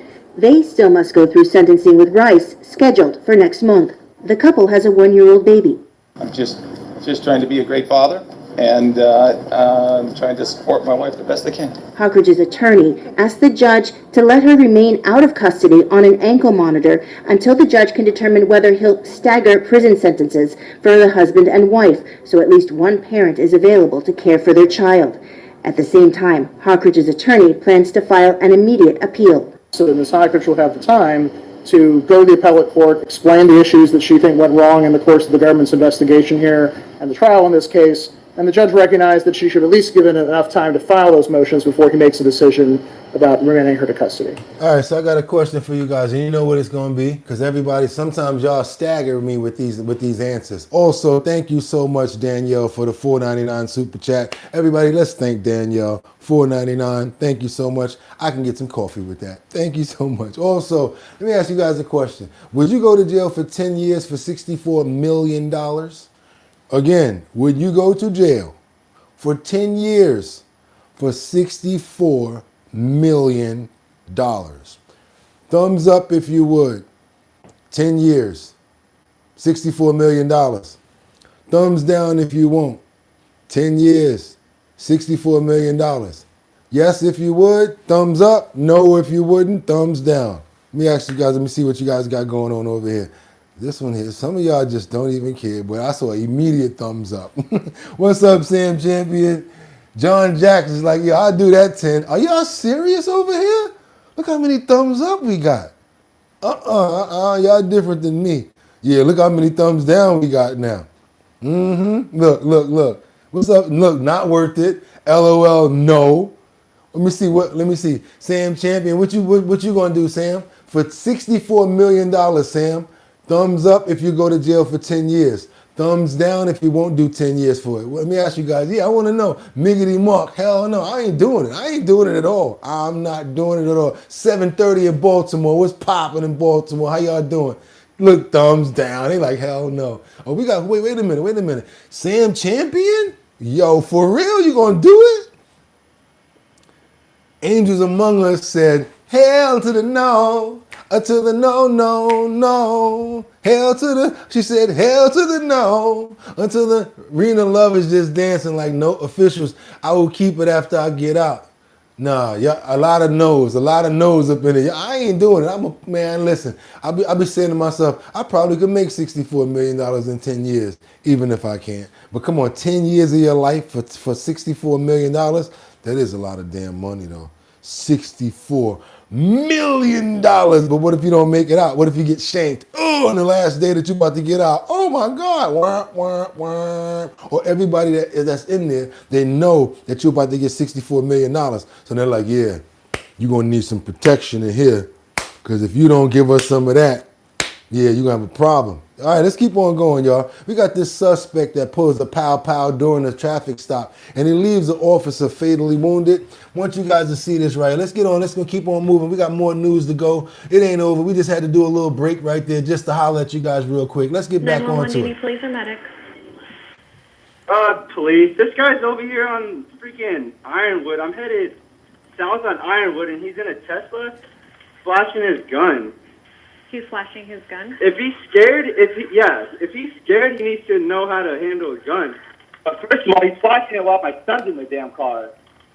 I'm about to get a license plate for you. He's behind me, but this is ridiculous, man. So now the police pull the man over. You have your license on you? You have any firearms in the car? So now they're saying that this man was driving his Tesla, flashing a pistol at people, and now the police pull him over, ask him for his ID. He picks up a menu, starts looking at the food menu. No weapons? Okay. Or some sort of instruction papers. For Mary 11, Ironwood, LE. You have your ID?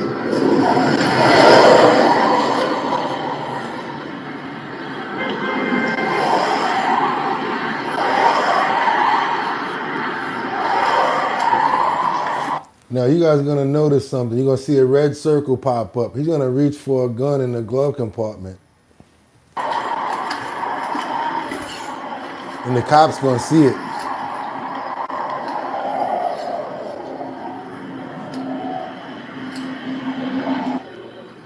As Nunez gets ready to step out of the vehicle, he takes a handgun from the glove box and gets out of the car.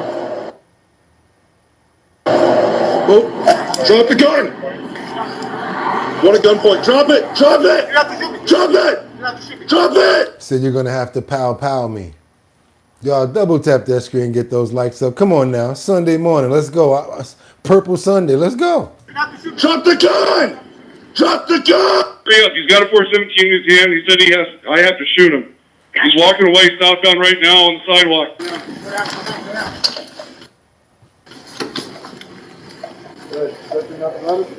Should be.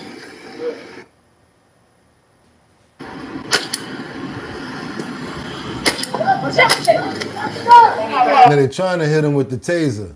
West side containment. Burlington 5. West side containment. As you can see, they're using the vehicle as a shield along with the other shields. Put the gun down!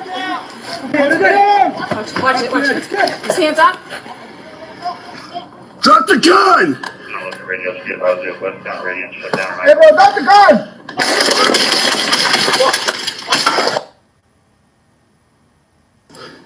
Mary 11, shots fired, shots fired.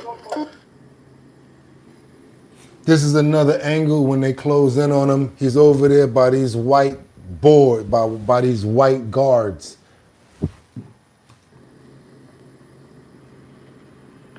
It's another angle when he starts to fire at them. Right there, he starts to fire at them. Hey, still moving! Still moving, watch the gun! He's hit. The officer's hit. The officer is hit. Get down! Get down! Get down! I'm gonna shoot. Got him. Get down! He got him. Got him. Long range. He caught him. I'm getting the weapon. Go ahead, Eric. Go ahead. Don't move.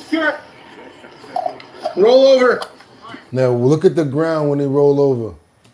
Roll over. Officer Gabriel Fazio spent 6 days in the hospital before succumbing to the wound on June 8th of 2025 as a result of the injury he sustained in the shooting that took place on June 2nd of 2025. Somebody in the comments said they should have left him alone. You serious about that? They should have left him. What do you mean leave him alone so that he can be pointing the pistol at other people on the street? I want to still pray for him because he lost his life. I mean, or the officer lost his life in this tragic event. He got hit a couple of times, but the officer definitely succumbed to his wounds 6 days after that, and he lost his family. His family lost him, as well as his friends and the people on patrol. Want to send a prayer out for him as well as his family and everybody connected to this situation. Amen. Keep on moving forward, you guys. I told you it ain't over. Thought you ain't like the beat. Party ain't over. Groove me. We don't never stop, y'all. We got a whole bunch. Plus, it's Purple Sunday. We got a lot to do. Double tap that screen to get those likes up. Hit that notification bell so that you know when we're on. And if you have not already become a member, what are you waiting for? What are you waiting for? Let's get over to these rescuers who do something that we love. Saves a dog, and after the police respond to question. Check this out, you guys. This dog got saved right here. Now, I love stories like this. Check this out, you guys. Now, the sad part about it is this. We got 2 homeless people, and they have a dog. They're sleeping inside of a tent, and they're abusing this dog. A rescue finds out about it, and they want to go and take the dog away from this couple. And the police really don't have too much help that they can provide. Check this out, you guys. Laws have changed now in Los Angeles to help out when it comes down to animals. But this is something that we think that the story like this needs to get out more. Stories like this. Case of animal abuse caught on camera near Union Station. Witnesses say police didn't act, so rescuers stepped in. What did it take to save the dog? Let's go to Fox 11's Gina Silva in Compton with a story tonight. Gina? Marla, we have to warn our viewers first. The video is disturbing to watch. If you love animals, it's going to get you. Now, as you know, the mayor issued a new initiative to crack down on animal cruelty, and it's a coordination with the LAPD and Animal Services. But many of these animal activists who are out there in the field, they say that many officers have not been properly trained, and they point to this case. Take a look.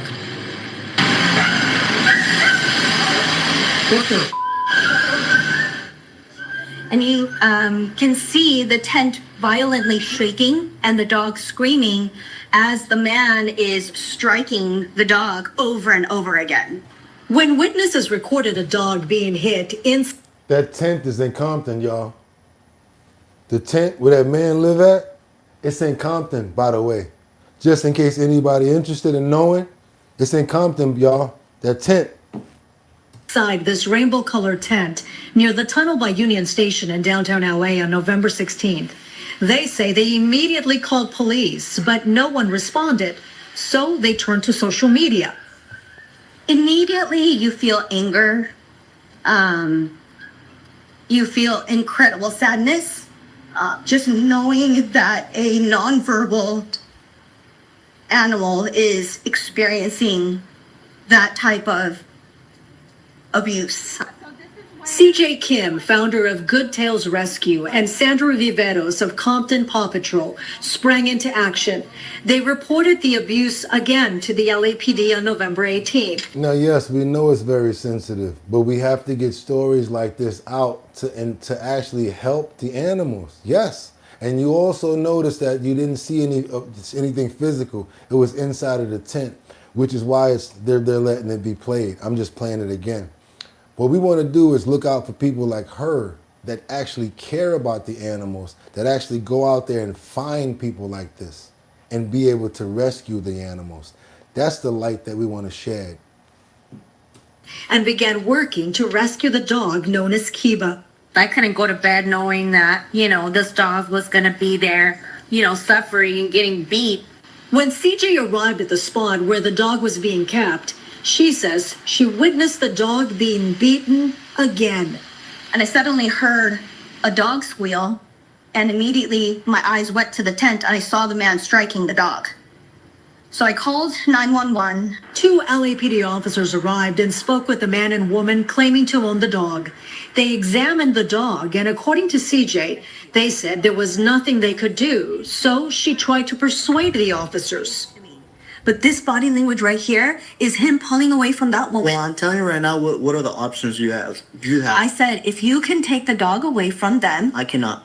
I said, are you absolutely sure you cannot remove this dog from them and take it to the vet where they can get properly checked out? And he said no. But the LAPD's own training materials say officers must remove an animal when it's in immediate danger, even if there are no visible injuries. These two rescuers insist Kiba was clearly at risk. They say the unhoused couple told them they could take the dog for $200. So they paid it. They paid it. They're going to continue doing the same thing because nothing is being done. They should be taking action. They should be, pressing charges.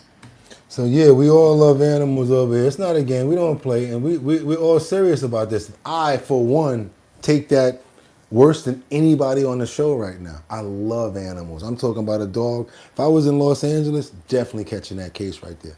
Definitely going to fight. I'm definitely going to whoop his ass, and I'm going to get a case. And then you guys are going to be like, yo, where Bugatti at? You guys might have to bail me out. Straight up and down.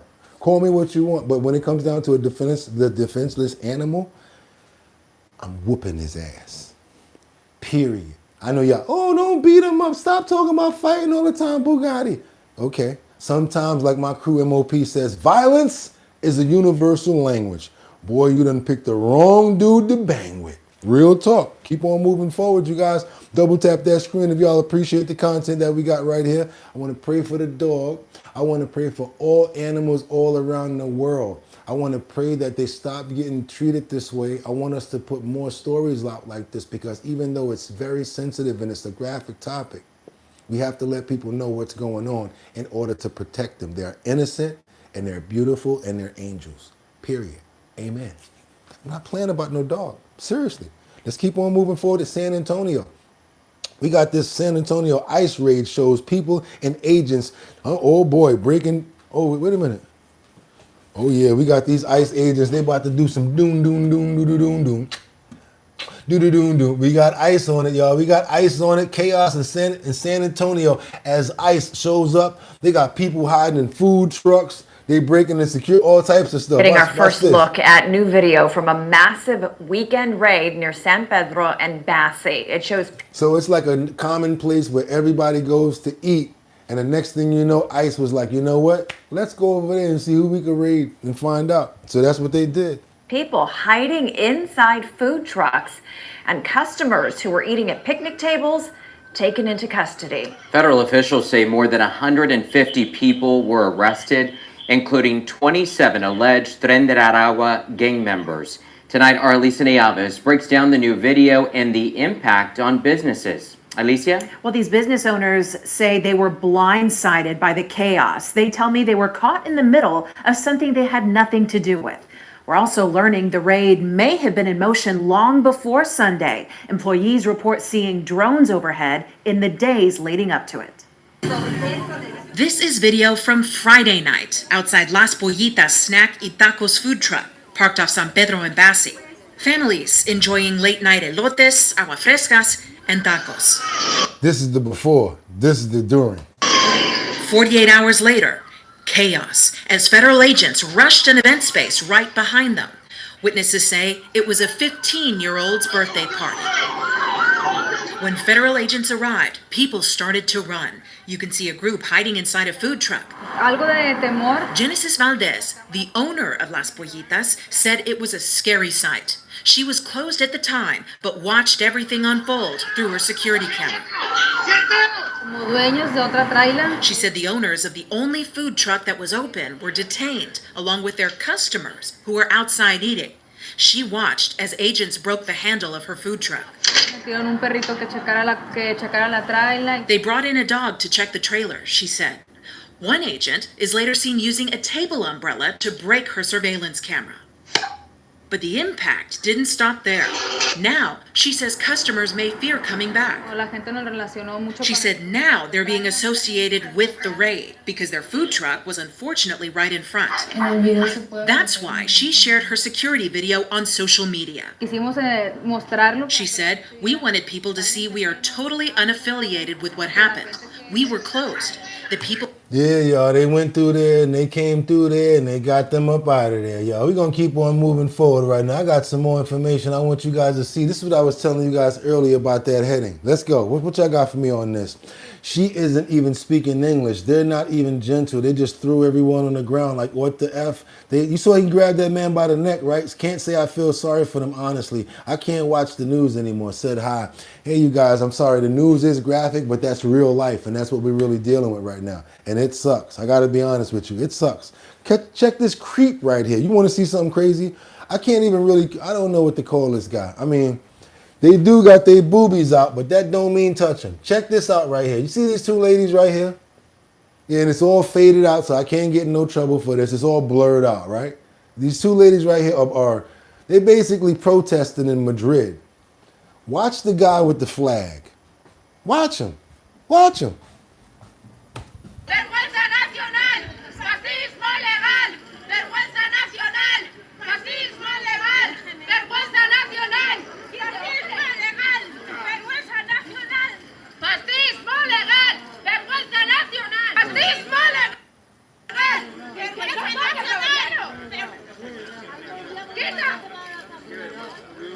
They can't even focus on their mission. Mr. Gropey. They're like, no talkie, no talkie. Don't touch.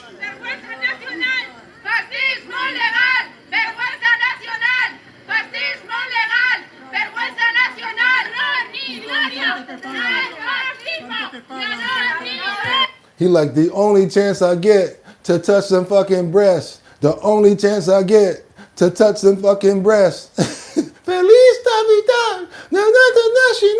The only chance I get to touch some fucking breasts. So he out there like, you little creepazoid. Man, listen, come on, bro.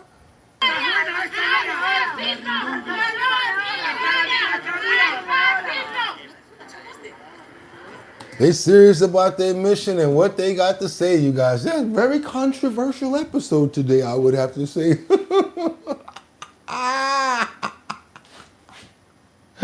Yo, the only chance I get to touch his fucking breast. The only chance I get.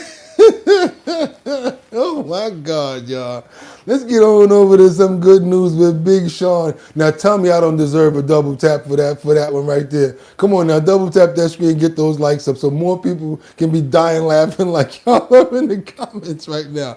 The only chance I get to touch some fucking breasts. He was like this. He came through with the sheet like he was covering something on some. That would have been a perfect scene in Benny Hill right there. He go over there, whack, whack, and then they start running. Y'all know how the scene used to be when people used to start running all over the screen in Benny Hill?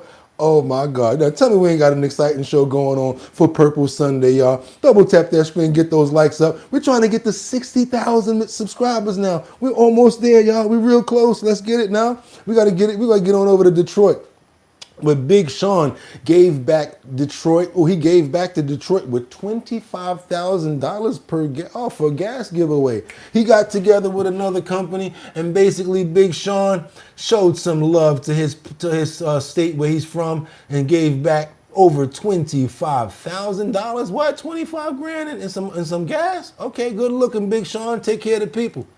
Let's head to Detroit's east side, where big generosity is making big headlines. MD motivator Big Sean and Charlie's Mart teamed up for a massive giveaway, including $25,000 in gas, turkeys, hot meals, and even a free car for one lucky mother of 9. Wow. Erica Erickson picks up the story from there.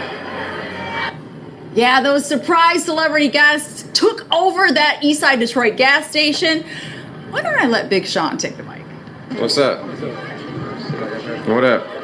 Man, we're giving away a lot of gas. We're giving, making some impact down here. This is my roots right here, man. I used to come here every Friday and rap at the radio station. If you know, you know. If you know, you know. Big Sean doing what he does best. God bless you. Thank you. Giving back. Thank you. With a little help from his friends, of course. Be kind, love always. We need more love in this world. I love Detroit. And Detroit feeling the love. I love what y'all doing for the community. Y'all doing y'all big one. Continue to support Michigan. That's Zach, better known as MD Motivator, for his philanthropy on social media. Now here on Detroit's east side at this BP on East Jefferson near Shane Friday. We got over 500 cars giving away gas. Gave away a couple cars, changed some lives, impacted some people, but it's the least we could do. Stopping for selfies and group pics. Hey, how you doing, man? Man, nice to meet you, bro. Let me get a picture with you. Autographs and always words of encouragement. Appreciate you. I'll see you soon. Keep up the good work. Our hometown rapper, the Canadian social star, and others also handing out gas vouchers, hot meals, and humongous hugs. God bless Detroit, the greatest city to ever be and that ever will be. I promise that. Where are we? All right, y'all, I don't know about all that, you know what I'm saying? I know you love your city and all that. I know I be throwing my city under the bus a little bit like that, but I don't know about greatest city. We number one, you know what I'm saying? Boom, boom, boom. That's right, NYC. I hear what y'all saying, but let's give them a round of applause for showing some love to Detroit, showing some love and giving some money back to people that actually need it and putting it right into their tanks. That's what I'm talking about right now. Now let's get over to a real pony, not the My Little Pony, hairy hairback. Mister, can I please get the whole big bag? No, we're not talking about that. We're going to go to a real pony. This pony, he needed some real manicure work going on and he needed his hair done pretty badly. Why? Because he was being kept by an elderly couple on a farm who could not take care of him anymore. So what did they do? They reached out to these groups of people right here and they saw that the pony really needed help. So you know what? They stepped in and they decided to help out with the pony. Check this out, you guys. I want you guys to see this right here. Angry girl. Stella, what? Now, she looked like she got horns on her feet. Look like if she take them nails off, she could put them on her head as horns. We call them overgrown hooves. Look at them hooves right there, y'all. Check it out. She gotta be uncomfortable. She can't even walk. Was completely overgrown with her feet. We're gonna get you fixed up, sweetie. Stella was living in a paddock that was all mud with other two horses. My friend knew this elderly couple who was struggling really hard with the animals that they had. You could tell that she hadn't been rushed. She couldn't even walk properly because the hooves would bang into themselves and bang into her legs. It broke my heart completely. She was very, very spicy.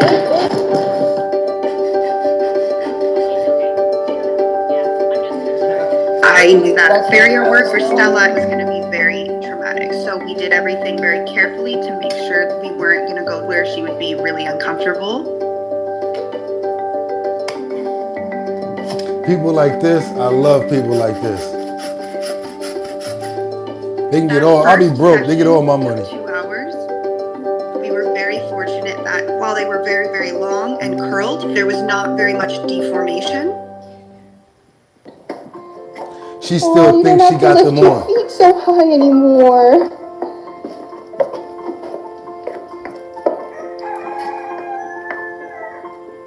After a few steps, she starts to lower her feet and walk more normally. It was really incredible. We all started crying. Isn't that better, Stella? What do you think? Different pony, huh? She realized, oh, all that weight is gone off of my leg. You go so much faster. She was a totally new horse. When we brought her back to her friends, she did laps and laps and laps as fast as she could. That's probably her first time running like that. That was her personality. She wanted to be able to run around and be crazy and play with her friends. Wow, it's Stella. She is so trusting now. It's okay, I know. You're gonna be happy. I'm just happy that Stella has a happy home, and I hope that I can be her home for the rest of her life.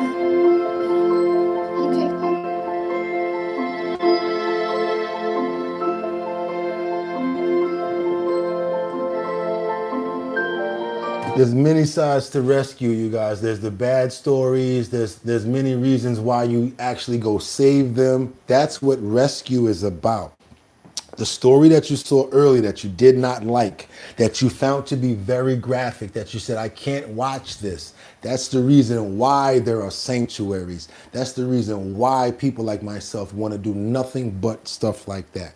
I don't care about really doing this. I want to be doing this with a whole bunch of dogs running around. I'll be like, hey, you guys, we're doing our bottom line this morning, but we're doing it different now. We're doing it from the Bugatti Angel Rescue. We got all sorts of animals here. That's all we do now. Yes, we're going to still be promoting the news and all of that, but we also going to be saving animals and running around with the camera doing that, showing how we do that. That's right, you guys. That's what I want to do. I don't want to be doing this for the rest of my life. I'd rather retire doing that. So yes, many graphic stories, you're going to see bad stuff happen, but that is the reason why on the flip, on the reverse end, why we want to save them, why we want to save that dog, why we want to save that animal, because we have hearts. And if you're trying to make some money, all y'all got to do is hit that link in the description for Purple Sunday, and you'll be able to make up to $650 on surveys. You guys will make some money and I'll make some money too. Up to $650 in there. There's 2 surveys. Go check them out. Let me know what you guys think. If you guys make some money, I'll be happy because we both will. Also, if you got a business you're trying to promote, I don't know if you're a lawn doctor, mobile detailer, maybe you're a mechanic. I don't know what you do. You're a lawyer. That's right. We're trying to help you get your business out there to our almost 60,000 subscribers. That's right, you guys. All you got to do is send over your promo to us. That's right. bridgethisllc@gmail.com. That's bridgethisllc@gmail.com. Send your promos over in a 1080 by 1080 size frame because that's what YouTube requires in order for them to fit properly. Make sure that you send them over in that size. It's not me, it's them, you guys. Also coming up, Brooklyn, we on our way. The Show Your Talent Search, Bugatti NYC, Big Drip Hard Punch, my DJ Don Dada, formerly of Black Ink Crew. Y'all know how we do it. We pull up, we pop the caps on the cans, and we have a hell of a time. We play the music, and we find one person in every single borough that can possibly be the winner for the Show Your Talent Search. That's it right there, you guys. That's right. I'm the host.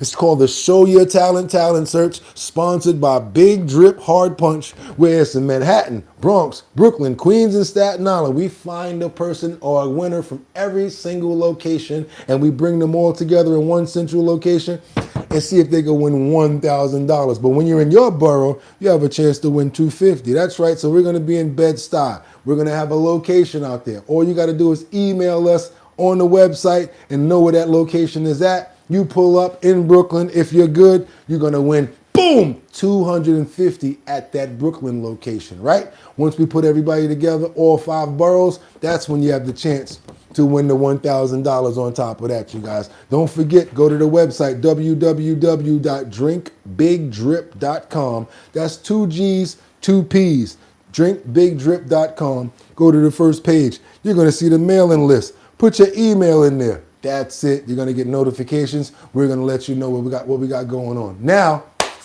I want to get to some prayers on Purple Sunday. Pray for my brother Casey Ramos. That's right. Also Patrick Farino. I'm sorry, what's that? Yes, that's right. Farino, Rebecca Lon Yen Bueno. Who else we got up in the building that we want to send out with some love? That's right. I see my sister right there, Batty Lynn. Liberty and Justice.